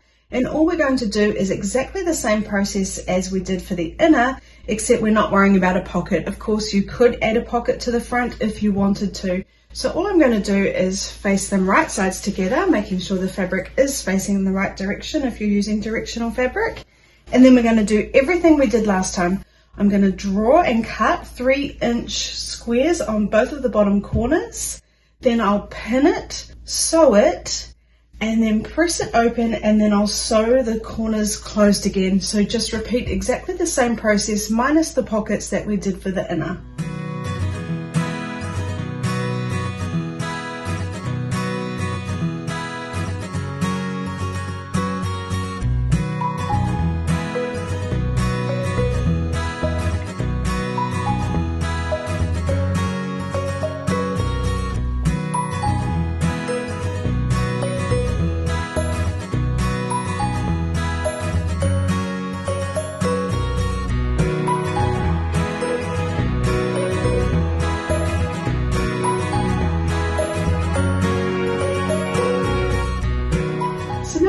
Making the outer part of our bag, I'm just going to turn it right sides out and get it sitting all nicely.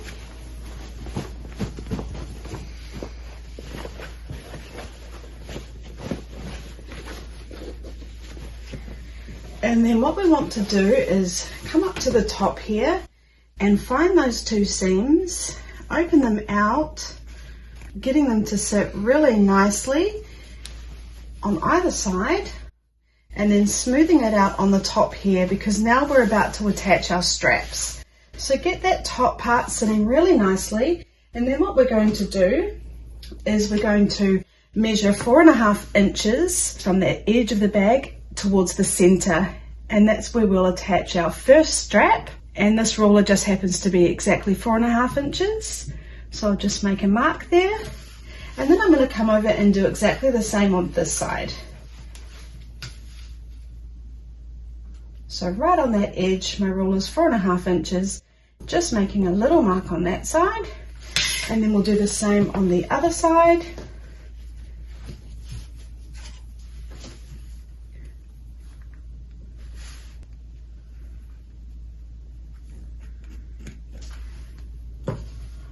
And so clearly these markings should be the same on both sides, and we'll see that when we attach the straps. So I've got my 32-inch straps here from cotton webbing. You might want to make your own straps if you'd like to with fabric that matches. I just wanted to change it up a bit, and it is a little bit easier just to buy the webbing. So what I'm going to do is line up the edge of the webbing on the line that I just drew, coming towards the center. So I'm not doing it on this side, I'm doing it on this side, lining it up with the edge at the top. And then I will just pop a couple of pins in to secure it. And then what I'm going to do is I'm going to pin it onto this side, again lining up the edge with the line on this side that's coming in towards the bag, not on this side which would be coming to the edge of the bag. But we also want to make sure that it's not twisted. So just grab your strap and just run your hand around it and make sure that it's not twisted at all. And once you're happy, again pin it, lining it up with the edges.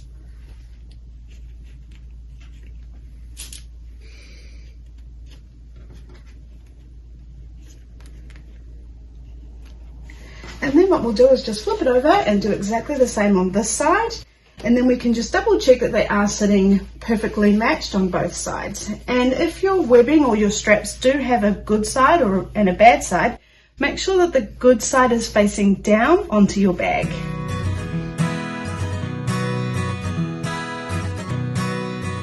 Okay, and then once you've pinned them, you can just lift your bag up and then hold it up and just check that the straps are in the same places on both sides of the bag, and this looks great. So now we're just going to sew them down.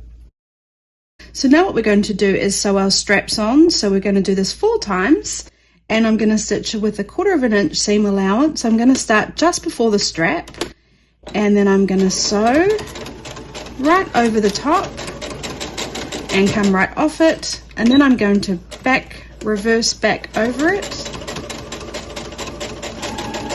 and then I'm going to do that a couple of times so it's really nice and secure.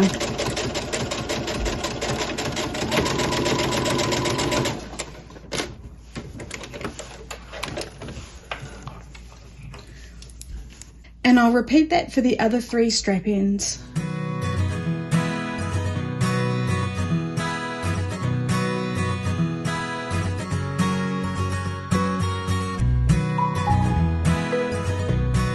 So now we've finished sewing our outer part of our bag and we've got our straps on. We're going to keep it with the right sides out, and then we're going to take our lining and we're going to pop our bag inside the lining, and we've got the lining on the wrong sides out. So if I look inside, that's the right side and I can see my pocket in there. So I'm just going to pop my bag inside. And we want the straps sitting down. We don't want to accidentally sew them into the bag. And then what we're going to do is, the easiest thing to do is to find the seams on the side. So I'm going to find the seam on the side for the lining, the seam inside for the outer bag. And what I'm going to do is line them up, open them up and check I'm creating a nice line. And when I am, I'm going to pin them, making sure it's also lined up on this top edge here. And when I'm happy, I'm going to pop a pin in on both sides. So just double checking we've got a nice straight line.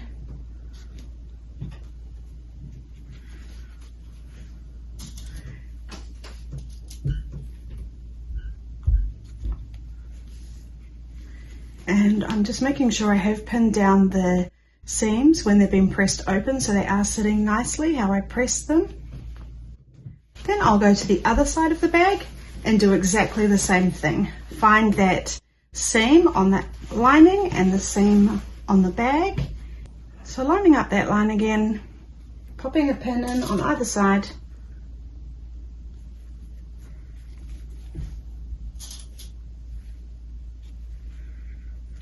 Then I'm going to come to the side and I'm just going to check that my straps are tucked in there nicely, and they are. I'm going to come across to a seam and I'm just going to make sure those edges are lined up really nicely and come across to my strap. So I want it to just feel like I'm lining it up. I'm not stretching either the lining or the outer bag part. I'm just smoothing it out so it's all just going to fit nicely. I'll pop a pin in on that strap. And then what I'll do is I'll come back over to the other side and find the other strap and do exactly the same thing.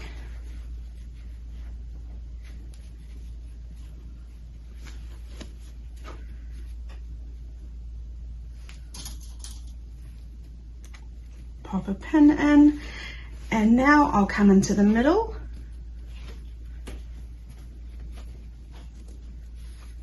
and put another pin in, or you might want to put 2 in on the middle here.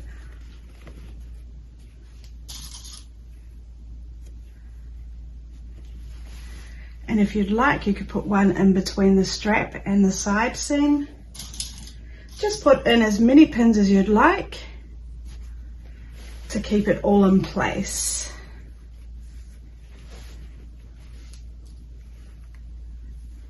And then I'll do exactly the same on the other side.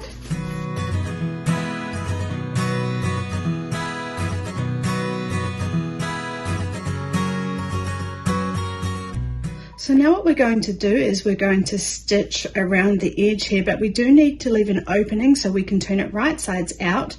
So what I'm going to do is, this is one side of the bag here, and I've got a strap here and a strap here. I'm going to start right before the second strap on this side, and then I'm going to come all the way around, and then when I get to the first strap on that side, I'm going to stitch just after the strap and then stop, and I'm going to leave this little piece here open so we can turn it right sides out, and then we'll sew that shut also.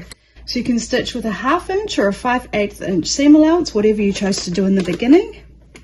And I will do a back stitch because sometimes it does pull when you try and turn it right sides out again.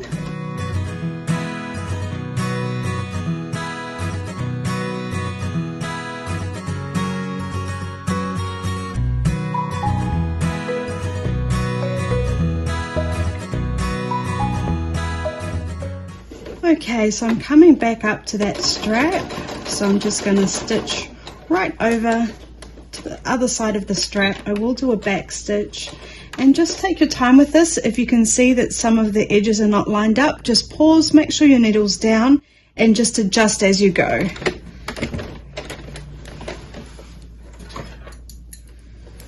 Okay, now this is the fun part. Let's remove that last pin, and now let's turn it right sides out. So finding our opening, remembering it's between our two straps, putting your hand in and grabbing the bag and pulling it out. It can be a bit fiddly.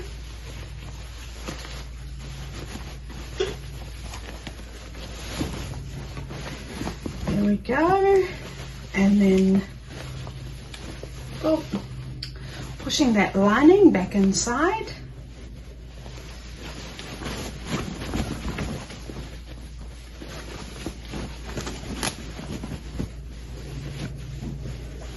And just getting it sitting all nicely.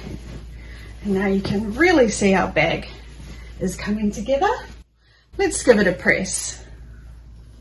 So now what we're going to do is press these seams so they're sitting really nicely. And what we do is here, I'll find a bit where it's quite bad. You can see here where the lining's poking out. So that's not sitting great at all. So what I'll do is I'll roll it down so that it's sitting really nicely. We basically want it, if anything, the outer side showing more than the lining. So just roll it and get it to sit really nice. And then what we'll do is we'll give it a press so it will stay that way before we sew it. Okay, so this is a little bit fiddly, so just take your time with this. So that first bit that I've rolled out and it's sitting really nicely, I'll give it a press.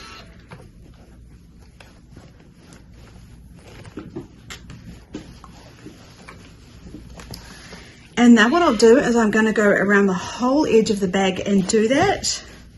And this is something, just really take your time, like we're really on the home stretch. Don't rush this because it's just these final details that really will make or break your bag and give it that really professional look.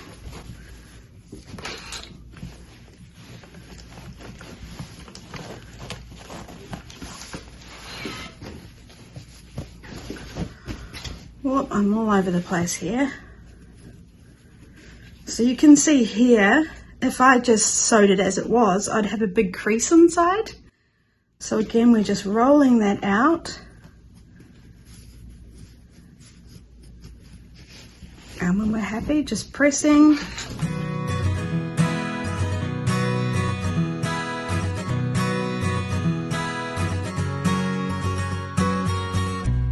Okay, and then when we come to our opening, let's just get it sitting really nice and flat, and what we want to do is we want to press it so those edges are sitting at about 1/2 inch inside the bag and creating a nice straight line, as if this opening was never here.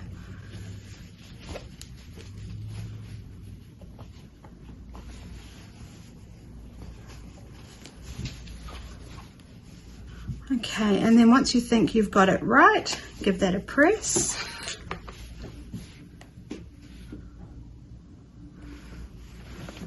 And we can check it on the inside too.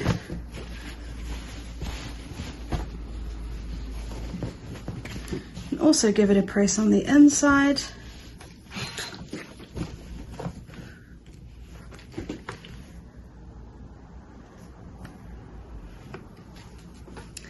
Now let's sew around that edge, closing off our opening and finishing up our bag. So now I'm just going to come to my opening and pin it shut.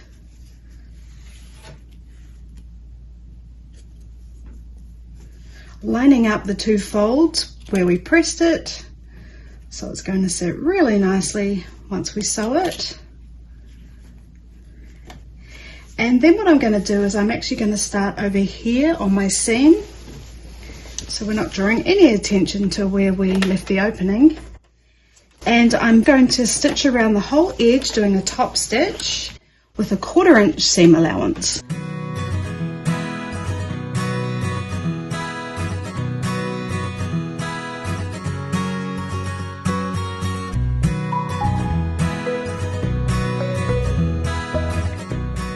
So I've just come right back to where I started. I will do a back stitch so it's nice and secure. Trim the threads, and now we've finished our tote bag. Isn't that cute? So there we have my super cute summer tote bag, if I do say so myself. Now don't forget, you can customize it however you want. You might want to have more pockets. You might want to make the straps shorter or longer. I do tend to like really long straps. You might also want to make it bigger. Now I don't recommend using directional fabric if you do want to go much bigger, because you will have to buy a lot more. And for the lining, I also don't recommend directional fabric because you'll just need to buy double the amount because of the pocket. So do have fun with it and leave a comment and let me know if you enjoyed today's tutorial. And that's all 10 projects. I hope this video has inspired you to put down your phone and do some sewing and join the analog movement. I know for me, I definitely am planning on picking up a few new hobbies because I think it's a great idea to get off our phones as much as we can. Now, if you make any of these projects, please do share a photo with me over on my community tab. I absolutely love seeing your versions of my tutorials, and your photos really make my day. Thank you so much for watching this super long video until the very end. Leave a comment and let me know you've done that so that I can thank you. And I'm going to put another long sew with me video up here for you.